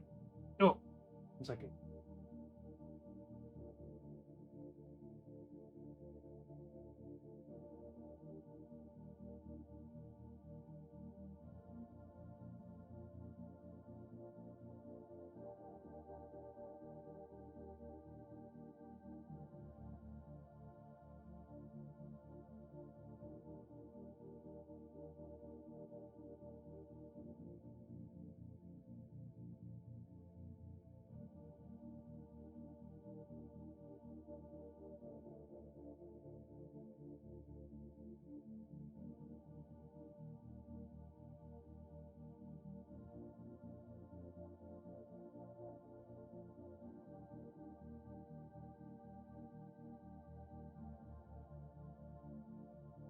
Okay. I had to stop my cat from playing with the wires. So I made a bag, completed behind a false smile, so he followed, for his sake. Ooh, is Nefarious the creator of the VN? Yeah. Oh, nice. Hello. Hi, Dave. Again.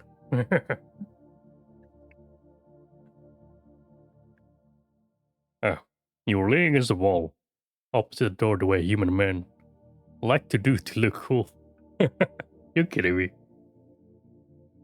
Just chilling, nonchalant. Let's go. We are cool. After the fun party, maybe you'll be free. Maybe you'll feel brave. You turn away and growled. I'll have a fucking minute, my brother. Of course not. Where would I get there?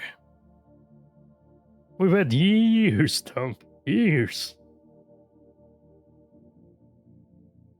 He yelled down the hall after you, not worried about the sideways looks you received from the others in the hall.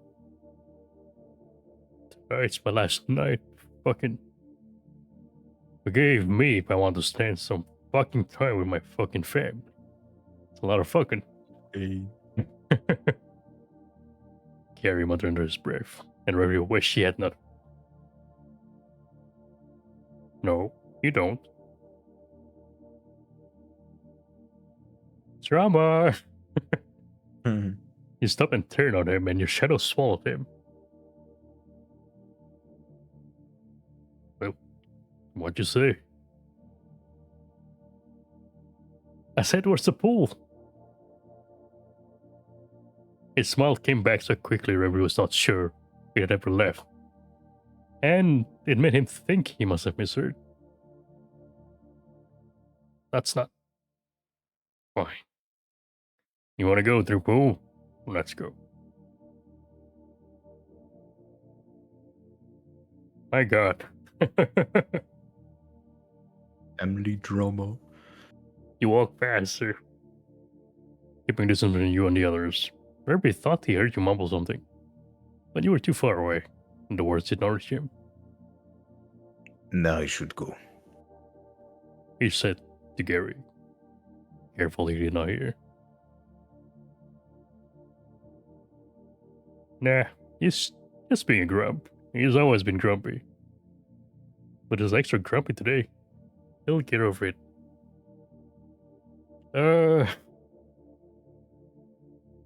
Yeah. I am not offended. I understand he wishes to spend his time with you. This is a difficult time for many families. The Bardacci stopped in the hall and prepared to leave. I think I will catch up with him tomorrow after departure. This way you can spend... No. No. Why is he trying to have Reverie there? Is there an Yeah, explanation for it yet? I don't know. Like, I'm trying to understand that maybe he just wants to set his brother up, but at the same time, they're going to be in the same facility anyway, right? Like, there's no point for actually. this. Yeah, there's think. time for MC and Borgai to develop more, but it's his brother. He needs to spend time with him. I'm guessing he's gonna be gone for a while. Yeah, so they're going on a expedition, I suppose, to a very distant solar system, on the hunch that there might be life, like in a planet somewhere there. Mm-hmm. But they're gonna be gone for a long time. You turn around and squint at your brother. Okay, Gary, not gonna burn any more faces. Was telling a story. Mm-hmm. Oops. You start down the hall again, pausing for a moment to watch Reverie from your periphery. You think I'm fucking dumb or something? Come on, don't worry about it. It's fine.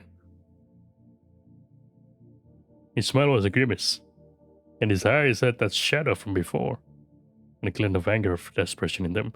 Why? Why are you... I'm trying to understand Gary. He'll thank us both. What? For what? What? If you insist. And why is Reverie going along with it? Don't know. He would do a good thing if it kicked him in the shins. Trust me, we tried. I guess that kind of explained it. Kind of. Reverie should have left. Anyone with sense would have. What fool stays where he's not welcome? But, he thought, your brother knew you better than he did. Or maybe that was just the excuse he used to say. Whatever the reason, it was not long before the chemical smell of a pool filled his snout, and a trickle of crew babbled down the hall. The babble became a bubbling, which steadily grew to a flood as dozens moved in the opposite direction, leaving the trio to flounder as they moved upstream. Ooh. You weren't kidding. This is a party. Yep. Excuse us. Coming through. Fucking... Hey! You stumbled back, but referee caught you. Blushing emote. Oh, Allow me, pardon us. referee stepped forward. His sheer size caused most to move out of the way. The flicker of anger in your eyes vanished. Where the hell did all these people come from? From the pool? The party, I expect. Why are they all leaving? Oh my god, if I miss free food for a lame tour, I'll kill both of you. All the food is free. It's the principle. They may be going to the ceremony, but there will be some who stay behind. Ceremony? Big, fascist formal galley. I'm guessing from the outfit that they're not gonna go. Is that why you're all dressed up? Gary used Rever's cloak. The raiment itself was formal. The rest of his clothing was not. I had intended to go until I met you two in the bar. Ooh. Ah, I get it now. Your face softened, and you nodded, knowing, or so you thought. Can't blame you for sticking around. Not if that was your other option. It would not be as interesting as this, no. You and your brother are good company. He sounded so genuine. He might have deceived himself. See? I told you you'd appreciate. But I can blame you, dumbass. Let go. Your party awaits. Dick. That's not my name. With most of the crowd dispersed, the way to the party of Gary's wildest dream was clear.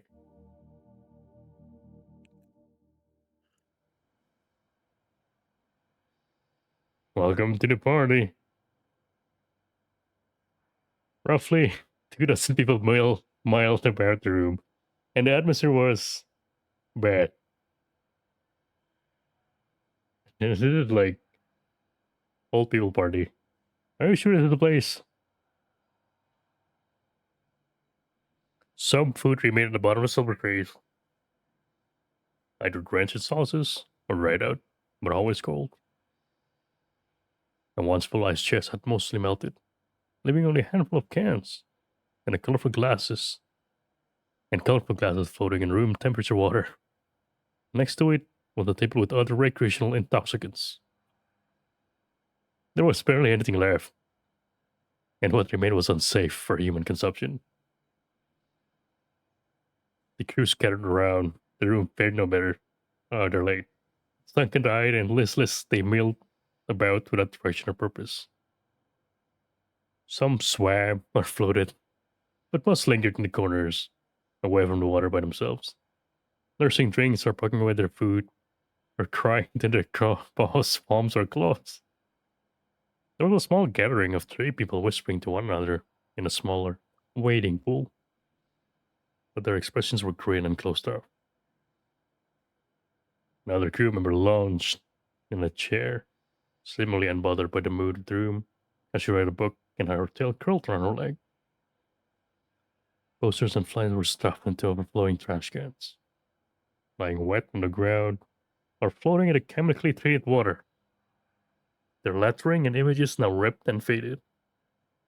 It was unclear whether there had been a party in the first place. There was no music or dancing, no games or laughter. No, all that remained was the desiccated corpse of what might have been a party, and not a good one. Gary looked back at you in reverie, and then towards the door. You shoved him towards the awful buffet. My God. Pretty sad. For a party. You fell into the nearest chair and scanned the room. At least I can say it for a minute. I have been to worse gatherings. Oh no. Might I have something from work that I need to go. Why? I hate this. I mean, not good. I'm getting whisked away from every direction. But I shall Damn, go. you're a popular man. I'll be back. I'll be back. Don't worry. How long? It's an hour? Uh, I might be done by then, though. Alright. I will see. Bye Okay. bye. Bye-bye for now.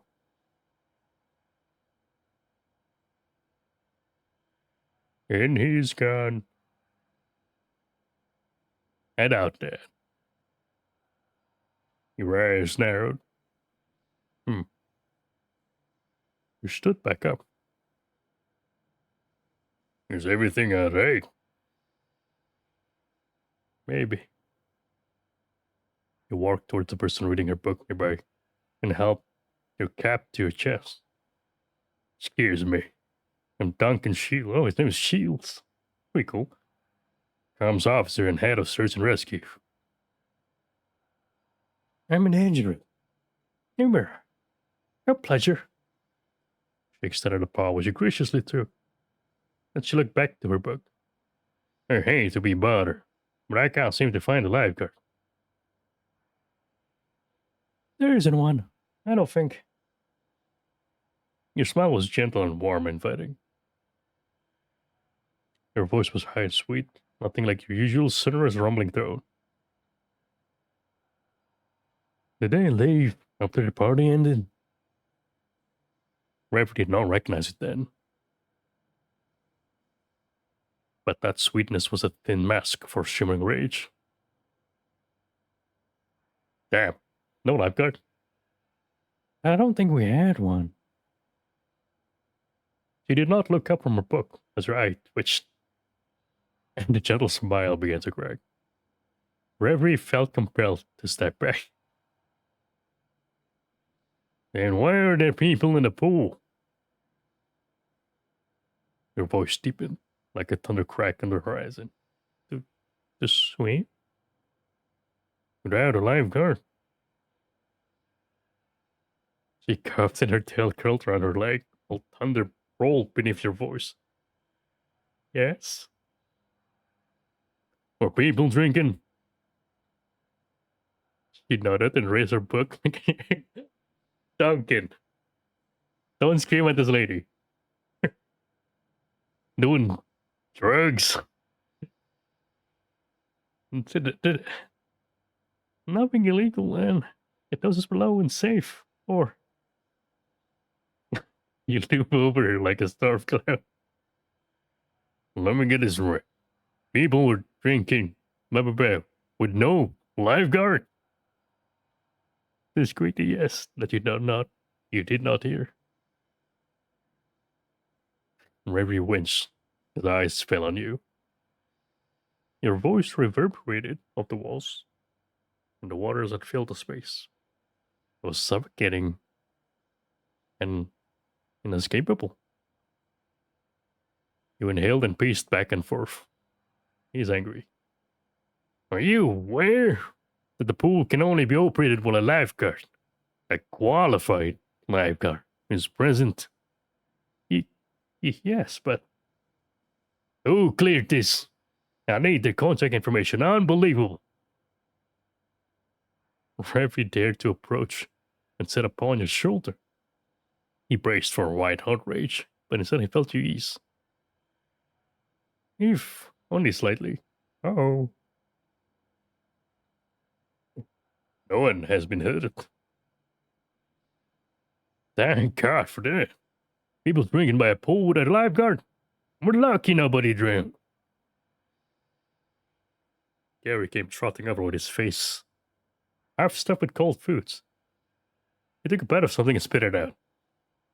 You, carrots. Duncan, you okay? There's no lifeguard. Your brother's face said he had seen all of this before. Okay. No one could have drowned, not to mention the violation of the ship's hostility codes and procedures. You crossed your arms with a pitying, patronizing sigh. He declared. That's it. Everyone out. Bart is. Oh my god. Duncan. Yeah, not this shit again. The engineer tried to interact with promises of safety and moderation, but you cut off her tongue with a glare. They don't think they're being safe. They're drunk or high. Back me up, Rev. Rev was not sure he wanted to, but you were, right? He is correct. A lifeguard must be present when the pool is in use, especially under circumstances such as this. See, I told you. Reverie could admire your commitment to the safety of others, but the intensity with which you were acting was bizarre.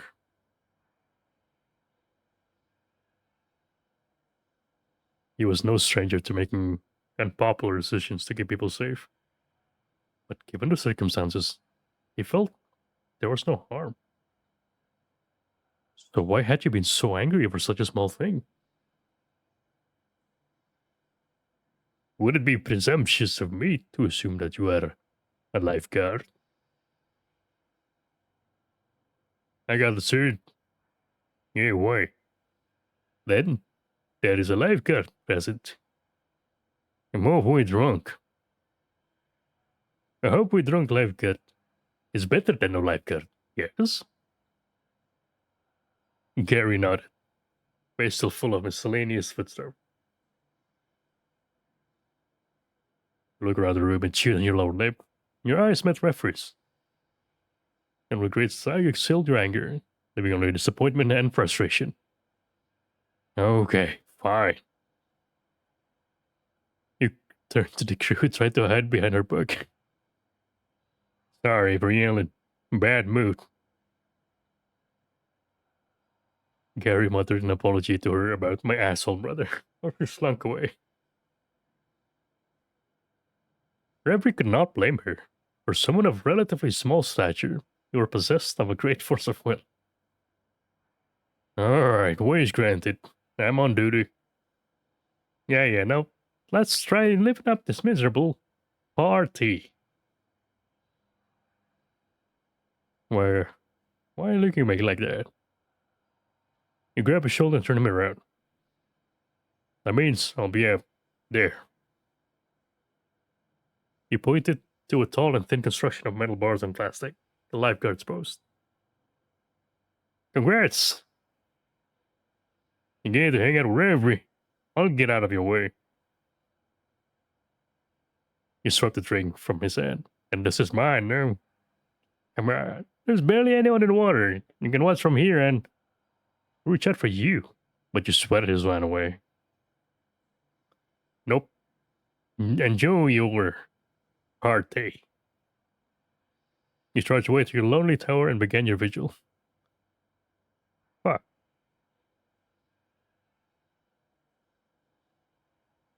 Gary collapsed into the now unoccupied chair and dragged his hand down his face. I'm sorry. I did not realize you would react this way. You couldn't have known. I should have expected something like this. He doesn't care that there's a lifeguard here. He just doesn't want to be here. Oh, there's a night break. And we will take a moment. I think I've got like maybe another 30 minutes before I'll have to bid adieu. But so far, it's been interesting. Still trying to figure out Gary. The Big Himbo is reminding you to drink Duncan this has substance called H2O, also known as water. It is essential for some survival and problems plays a that crucial he role might in need to maintaining resolve. overall health. Maybe. Clean Or drinking that could water just be helps him. regulate body temperature, aids digestion, transports nutrients, and removes waste from the body. And Reverie is just chill so far. Bro's just there.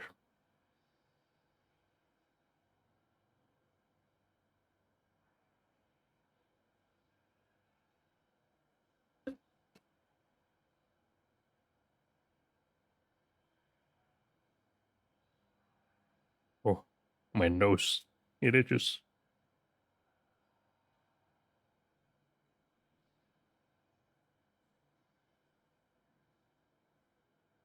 Ah.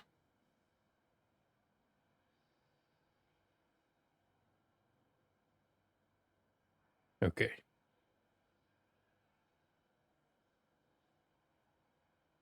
Bless you. Thank you. Reverie sat on the floor next to Gary's chair. Any excuse to make himself miserable. Typical. And this is his favorite kind of excuse. I'm looking out for everyone. Yeah, right. Sorry, I'm on duty. He's always on duty. Reverie tilted his head and waited for Gary to continue. I mean, if something happens, he's gonna jump on it. Still an excuse.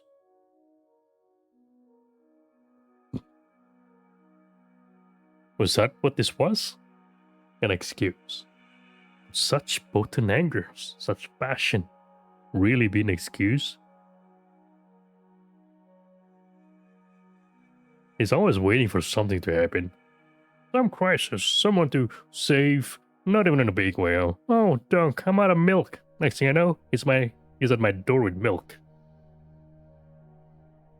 So here he is, looking for something to do.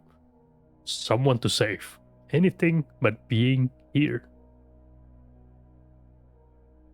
Maybe watch you sitting alone in your tower. On duty. Would it have been better to let you leave? Would it be better for Reverie to leave? Before that could seep in, Gary spoke again.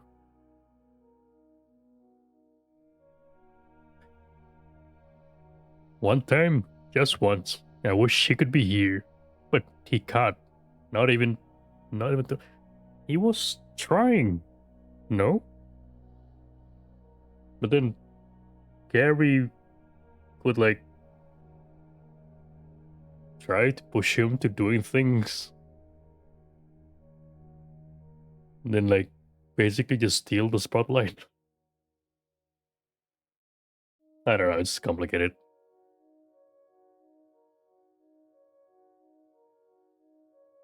His voice was a trembling mess. His conviction wavered, and he seemed small and afraid, like a young man who needed his older brother. Yet he smiled all the same. Sorry. You have done nothing wrong. For him, for me, we're making this your last night before the journey of a lifetime. He waved his hands in the air as he spoke the last few words. I dragged into our shit, I'm sorry. Fucking hell. I hope he doesn't stay here all night. You should be at some fancy gala eating fancy foods. Enjoying better company, not here with my sad ass. Sad? The smile was still carved into his face. There was still some laughter in his voice. You are not enjoying our time here. Murphy looked at him, and his smile seemed thinner, weaker, and like it may never have been there at all. You're smarter than that. Harry looked away and pointed to you. Just look at him. Your eyes swept the pool, but it was played you were elsewhere. You did not watch the few swimmers, but your own reflection and what lurked inside it, only looking away whenever someone jumped in or broke a rule. Reverie wondered what you were waiting or looking for. Always waiting for something to happen. He doesn't want to be here. He doesn't really want to be there, but he knows someone has to do the job. His friend had laughed, or maybe so. Whatever it was, he buried it in his sleeve. Then he pulled his knees to his chest and wrapped his arms around him to keep himself together. Wonder when he'll realize it doesn't have to be him. Oh. But you're the best one for the job. He puffed out his chest, and even his voice would be more like yours. I got all the certifications and qualification and blah blah blahs, and also the coolest and the toughest. Looking through every, he waggled his eyebrows in that straight human way. But it was different, sadder. Not to mention the sexiest. Can't argue with that. Even through the mocking tone, Reverie recognized the shadow that had come over your brother's face. Grief. Are you alright? Haha. He hid his face in his sleeve again and coughed and hacked. His breathing was labored, and his face was red, and his eyes looked puffy and raw, and his shirt sleeve was damp and his fingers stuck into his arms. The quiet grew more and more uncomfortable. For the first time, Gary did not attempt to fill the silence with a joke. Reverie spent the time watching you in your tower, worried. We had to leave our colony when I was due.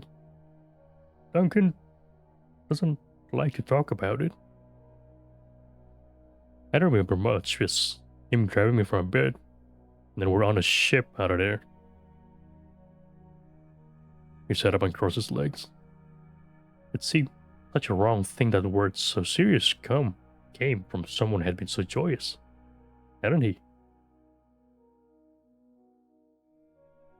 Lucky your grandparents had a place on Earth. We got sole citizenship through them. I still live there. The property's been out for generations, I guess. Forest, hills, lakes, streams. One of the last places you can live like that on Earth. We were lucky. I think it's the best place in the universe. Duncan loved it too. At least I thought he did when we were younger. Gary began to speak the words he had needed to say, but could not say to you.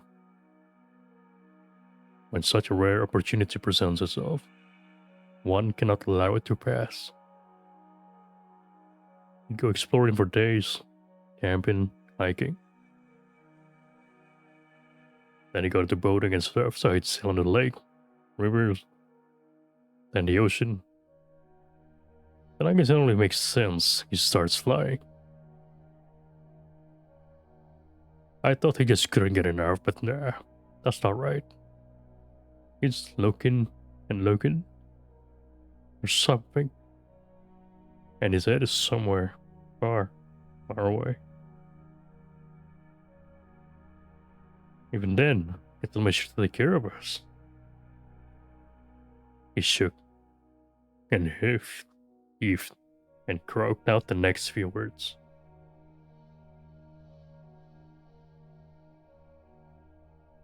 I wish he could be here. But he's always so far away. He's the best brother, the best uncle, my best friend.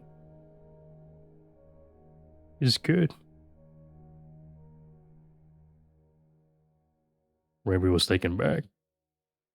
Not by his words, but by his face. His smile was gone, and his eyes were empty except the threat of tears. There was no laughter in him. Had there ever been? He cast a glance at Reverie, stern and serious, deadly even.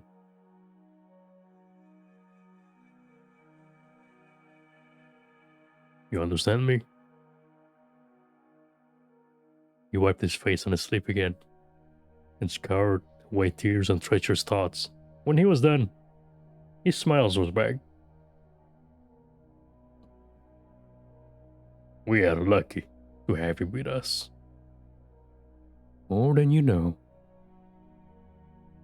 This place sucks. You gotta get another rig. You want anything? No. Gary laughed and scrounged himself another drink and whatever foodstuff he could find. He did not attempt to restart the conversation. He had said everything he wanted or needed to.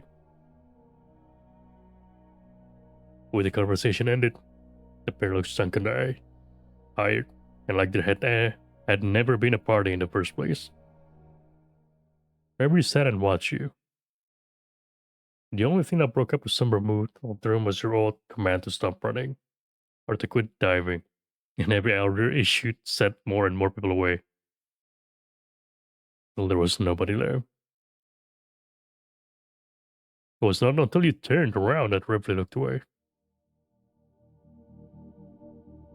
He pretended to be interested in his palms, and tucked his braids, and stared into the green glass of his necklace.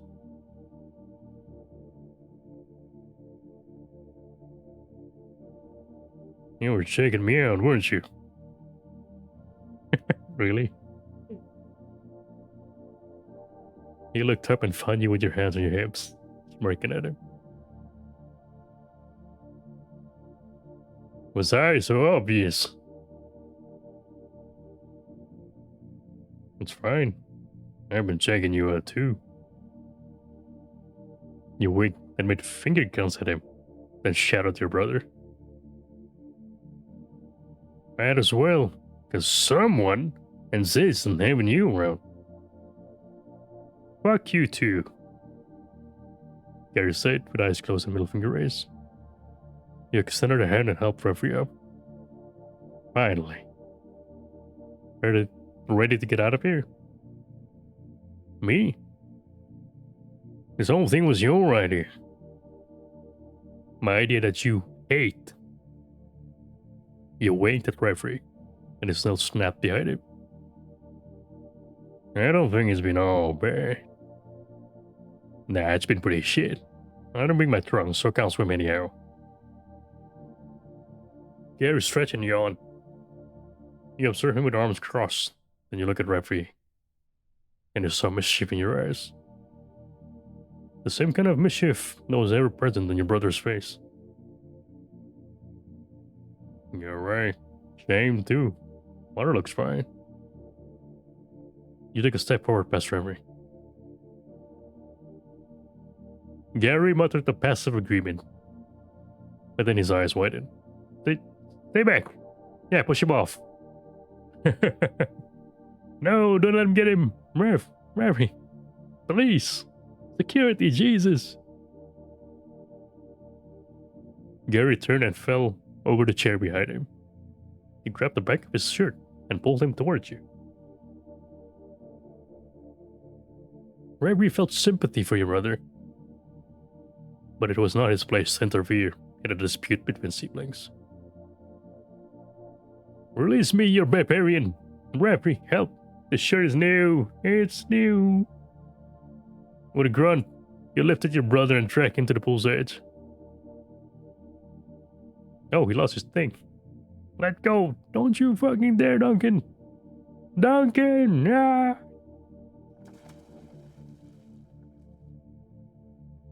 All this is for me. Oh. You toss your jacket to referee and threw your shirt and hat on a chair. Referee had now begun to pursue the events when Gary emerged gasping and flailing. Duncan, you bastard! What the fuck was... Wait! No! He dove into the pool near your brother with a much smaller splash. Your distorted silhouette was visible beneath the surface. Like Gary, who struggled and shouted, you move with uncommon grace and confidence in the water. Your brother did not stand a chance. You emerged behind him and grabbed him, pulling him towards the stair. Stop! Waterboarding me! I am a poor swimmer. You are in capable hands. Once your feet touch the bottom of the pool, you feed your brother. Gary crawled up the stairs and collapsed on the ground. Asshole, what the fuck was that for? Were you trying to drown me? You step over your brother and referee. Tried not to notice how the water dipped on your chest and your hair clung to your skin. Okay, referee. Gary climbed up from the ground, uttering Mariah cursed and grabbed a towel from the chair and marched toward the door. Asshole! Thanks for watching my stuff. You retrieved your shirt, shoved your hat in your pocket, and stretched. If only Reverie had known that you were taunting him, things could have been different. What happened to no roughhousing in the pool, huh? Gary shouted from the door. I'm off duty. Come on, let's go get changed. My room isn't far. Rev. You looked to Rev and showed him your tusk. Rev looked at his hooves, ashamed he had caught him turning again. Oh. You lowered your voice to a whisper. One of these. I hope you enjoyed the show. His tail snapped behind him, and he instinctively stomped a hoof and snorted. I hope you feel good about yourself. I do. You raised your hand and extended your middle finger, looking something like a small, white, pathetic creature Gary sucked away. First he tries to ride me, then he tries to seduce a guy while I'm right here. Have some shame. He would not have to try hard. You've known Rev for one night. You've ruined him. Maybe he was always like this. Your brother walked to the door, cursing you and your sinister plots, as you collected your things and went after him. Reverie did not follow. That would have been presumptuous. But what now? It was still hours before it would be appropriate to sleep. Reverie allowed his mind to wander when he remembered the bundle of fabric in his paws, and he held it to his chest. You had left your jacket behind. It was still warm from being worn so recently. He resolved to return it to you. You had told him where your room was, after all. While he considered it the best course of action, the door is open. What's the hold up? Pardon me? You heard me, Moon Eyes. What's the hold up? You flexed and showed your tusk, while Reverie smiled and bowed. Conceding himself to you flex? Like, my god. Gary's my weakest soldier fighting my hardest battles. Looking upon you is like staring into a star random, and I am a poor terrestrial thing, hopeless before your cosmic brilliance. My cosmic brilliance? This blur. Your boots squelched as you walked. It did nothing to undermine the sway in your step. Reverie was doomed from the start. Once you were close enough, Reverie could see you were blushing. And beneath his tail snapped behind him again. He tilted his head, showing you his tusk, and extended his arm, never taking his eyes off your face.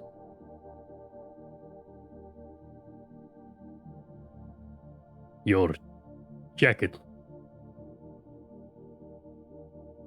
Hold on to me from here. I'm a little soggy. You are certain? You're good enough company. You'd bug me about it all anyway. Come on. Reverie began to argue, but you put an end to it pretty clear. You're coming. Come on. I'm getting cold. Could have left him there. You had your excuse, but you came back. I graciously accept your offer, Duncan Husales.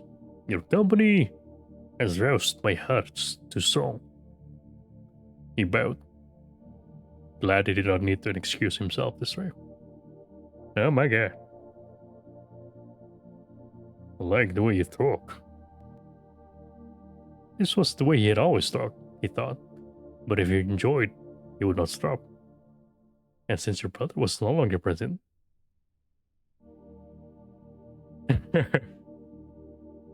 Forgive me. I cannot help myself. The moon controls the tides, and I am powerless to resist nature's fundamental forces. Ooh. Turning up the charm, are we? I am only speaking the truest words I know.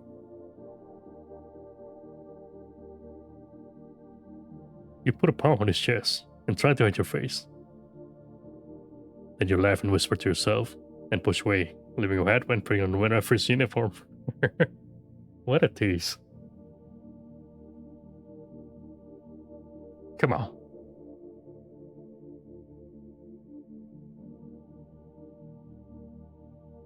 You're soaking wet human laughing in the halls. And the Perdachi phoning over him drew a few odd looks. But it did not bother either of you. Is your brother okay? Do not worry about Gary. He'll get over it. You are certain? He has been behaving strangely. Nah, that's just how he is. Wait, no, I'm mixing up the act. Nah, that's just how he is. Do this kind of thing all the time. You throw your brother in nearby bodies of water with regularity. You lived on a lake for a while.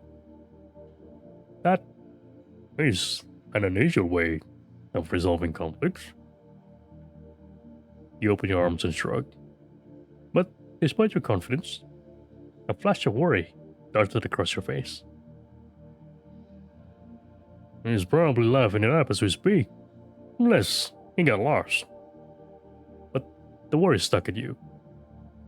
Your jaw was set in a sterner than usual frown, and you chewed in your lip. When we reached the door, you swapped your badge and hurried inside. Gary sat on the bed, clothes dry, and an empty look on his face. When he looked up, he smiled, but his eyes were red and rubbed his cheeks with his sleeve. Has he been crying? Why? Done with your makeup session already? You look like shit. You fall on your face coming over. You knelt by him, hand on his shoulder. You choked, but there was an intensity underneath. You're okay, yeah? It sounded as though you were reassuring yourself more than him. He shrugged you off. You threw me in a pool, ass face. He snippled, looking even sadder and more pathetic. I got chlorine in my eyes. The dick. What about you? What about me? Throw me in the pool just so you could have a quickie with your boyfriend? Have some shame. He punched his shoulder and he smiled again. Fuck you. You pulled him into a wet hug, and a squirm in a futile effort to shake you off. I just got changed, idiot. Get off. I should have thrown you out the airlock. Yeah, thanks a bunch. Hope it made you feel better. As a matter of fact, indeed. You peeled your shirt off and tossed it onto the bed. My god.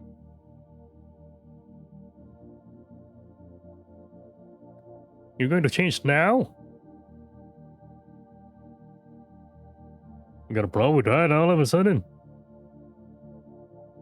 Yeah, he's here.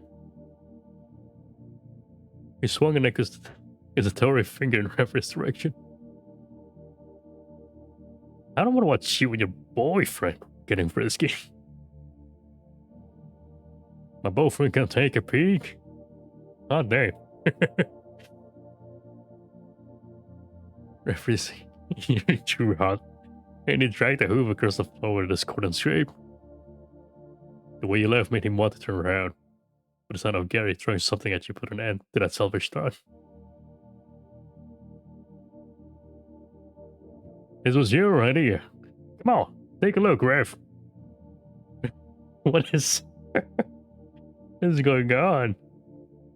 Rev stared to the corner, idly tapping his hooves and thinking about which shades of grey each of the panels and pipes along the wall were. It would not be appropriate. See? Even he thinks you're disgusting. Get in the shower. You're getting the floor wet. There was the sound of a feet shuffling. Rev assumed Gary was shoving you to the bathroom. Little exhibition never. Hey! Oh my god, this kid. Cat!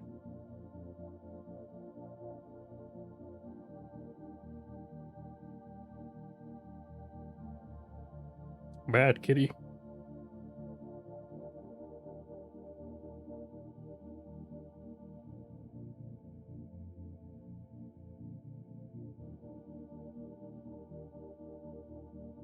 Okay. That's rude, Gary. Your voice was muffled behind the door. Have ass. Gary turned around and pranced across the room to grab Revere's arms.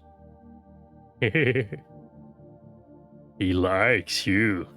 My god. He pumped his fist in the air. Truthfully, it is hard for me to read humans. No, I enjoy his company. Even in his short time, I know he is clever, responsible, fascinating, kind, and... Save it for Duncan, big boy. And sexy. Fall back in your bed inside. I mean, say that again when he gets out of there. He'll love it. I believe you, but I can tell that our impending departure weighs upon him. He's a nice guy, promise. He's never been good at saying bye. No one is. This is no easy thing. But you bear this burden well. Laughed, but it seemed wrong. Yeah, well, if you don't laugh, you'll cry. He sat up, and for a breath, it looked like he had tears in his eyes. but he shook them off with a wistful smile and pulled himself back together. Finally, some good luck. Gary stared at Reverie and chewed on his words while Reverie lost himself in a flight of fancy. Hey, so tomorrow morning-ish, me and Duncan are having breakfast. We should swing by the place. You two can walk to the lodge together. I'll send you the detail. Would he welcome my presence? Reverie took a moment to walk around the room. It was larger than his own, and modestly decorated. Yep, sure would. Plain silver walls and a cold metallic floor, and a pair of dressers built beneath the bed. A few crude and colorful drawings of a stick figure family hung above the bed, and a prim photo of you and your brother on the nightstand beside. My girl's duties for him. Cute, huh? Neither of you holding two small girls. One still a baby, and the other hardly taller than your nieces, he assumed. You look so happy, then. Reverie frowned. He still couldn't understand why. A loud cough. Are you alright? Heartburn. Sorry. Heartburn making me feel weird. So you're coming to breakfast? Duncan's too shy to ask you. The lie should have been obvious. Duncan himself was never shy. You acted boldly and did not hesitate to take what you wanted, though getting you to say what you want was another matter entirely. But Reverie needed an excuse. And he had not come to know you then. I graciously accept. Gary exhaled, as though he had been holding his breath all day. Thank God.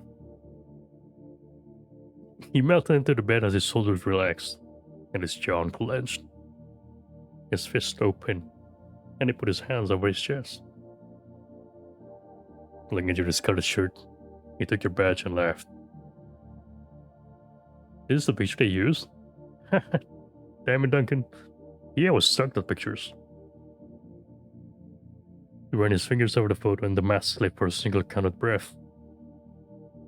Looks good. Tough. He sat up and looked around the room. They really skimmed the rooms considering how much this big bastard cost. Can you believe he's making you sleep on the floor? Go to get a hotel or something. He grabbed one of the pillows and gave it a cursory squeeze. Satisfied? He hid it under your bed. If it was in his smaller and big room, crosslet. His room is slightly larger than mine, but I do not have a shower. What? It is of little consequence. But what about bathing? Communal bathing was common on Pardash. Oh my god.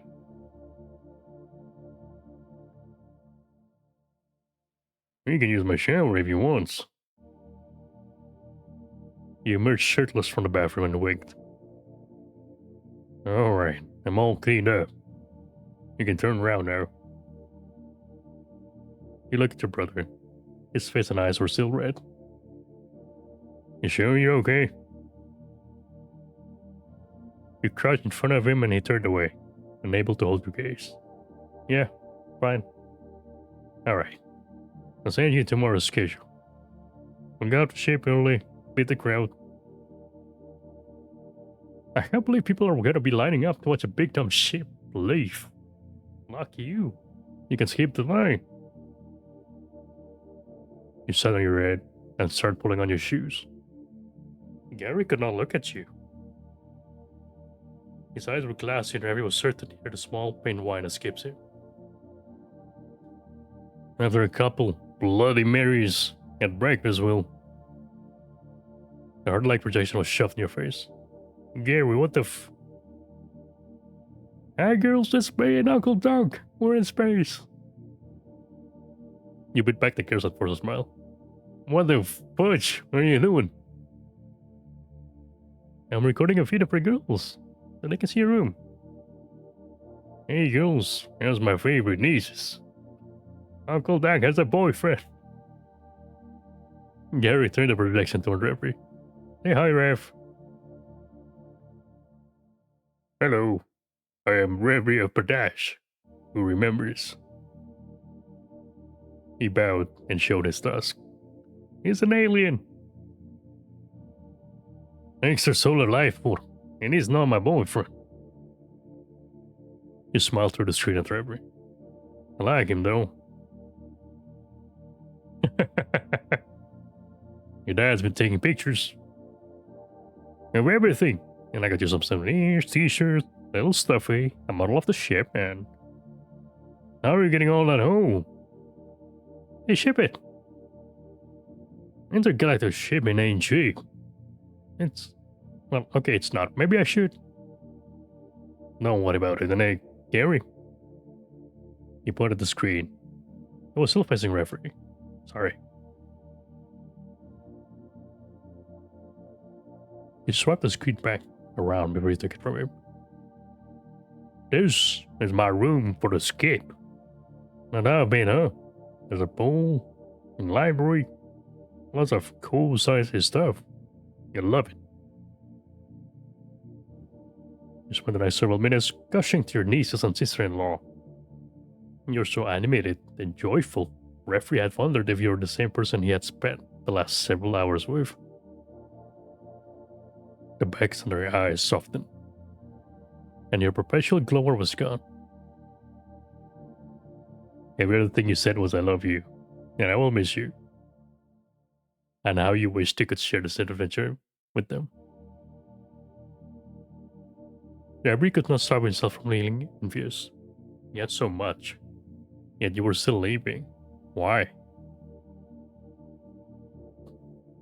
The realization filled him with a deep shame that found him staring at his hooves. He looked up when your voice began to crack, and he saw the trembling in your palm. It's, real good, and... Rev, tell him where you've been. Like, different planets and stuff.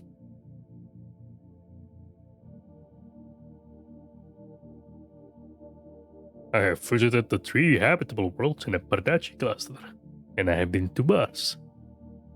Gary frowned and rolled his wrist. Anywhere else? It is only recently that I have spent time out of the Pardachi cluster. You laughed at your brother. We're going to Mars for Christmas. Stella's parents live there now. Snowbirds. Christmas without snow? I was not supposed to find you. You winked. Gary did not falter. He nodded sagely and declared with absolute certainty, Christmas magic. One reindeer suffocate flying through space.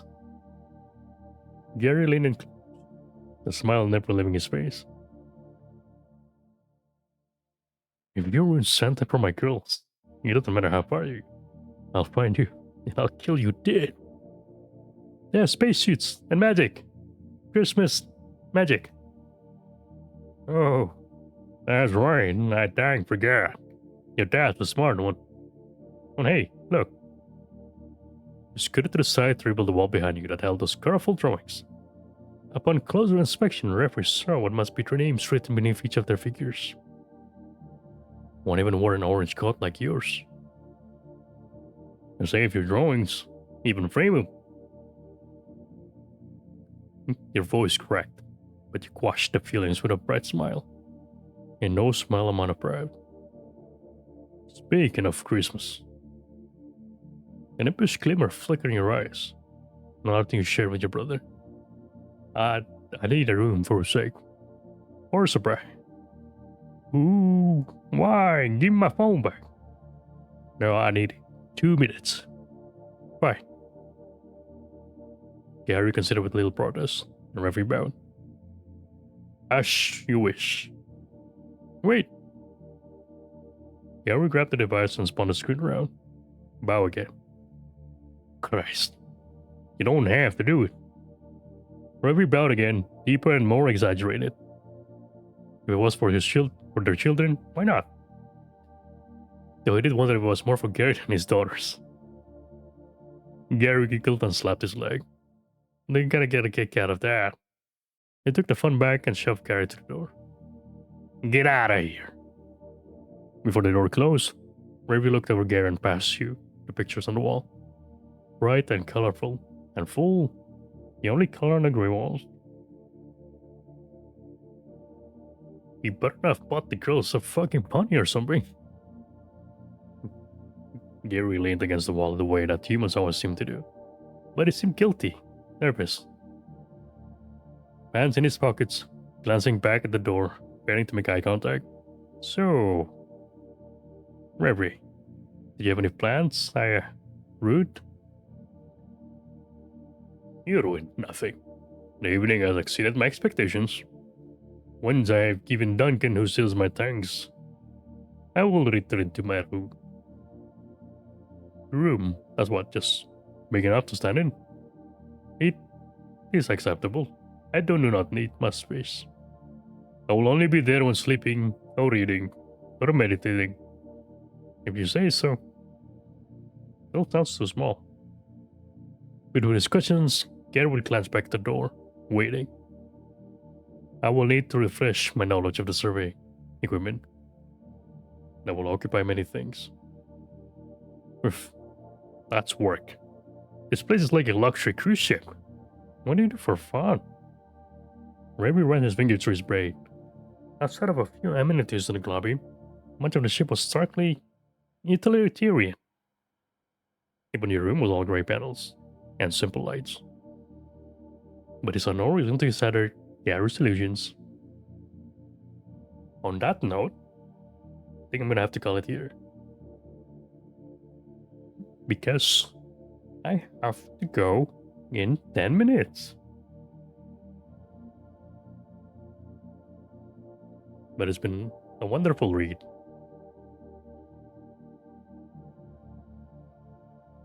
No kitty bad. I like Reverie. Gary, I'm kinda warming up to him. Duncan's just cute.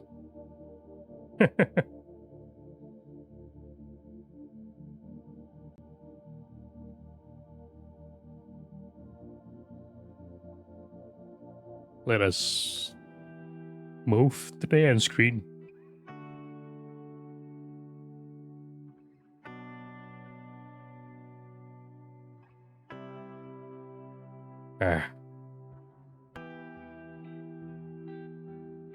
Well, thank you everyone for coming and chilling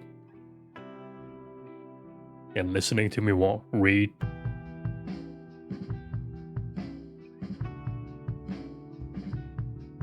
You should check out the, let me pull up the link actually.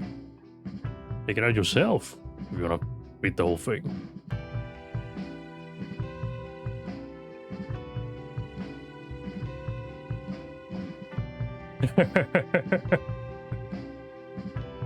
You look away. Well,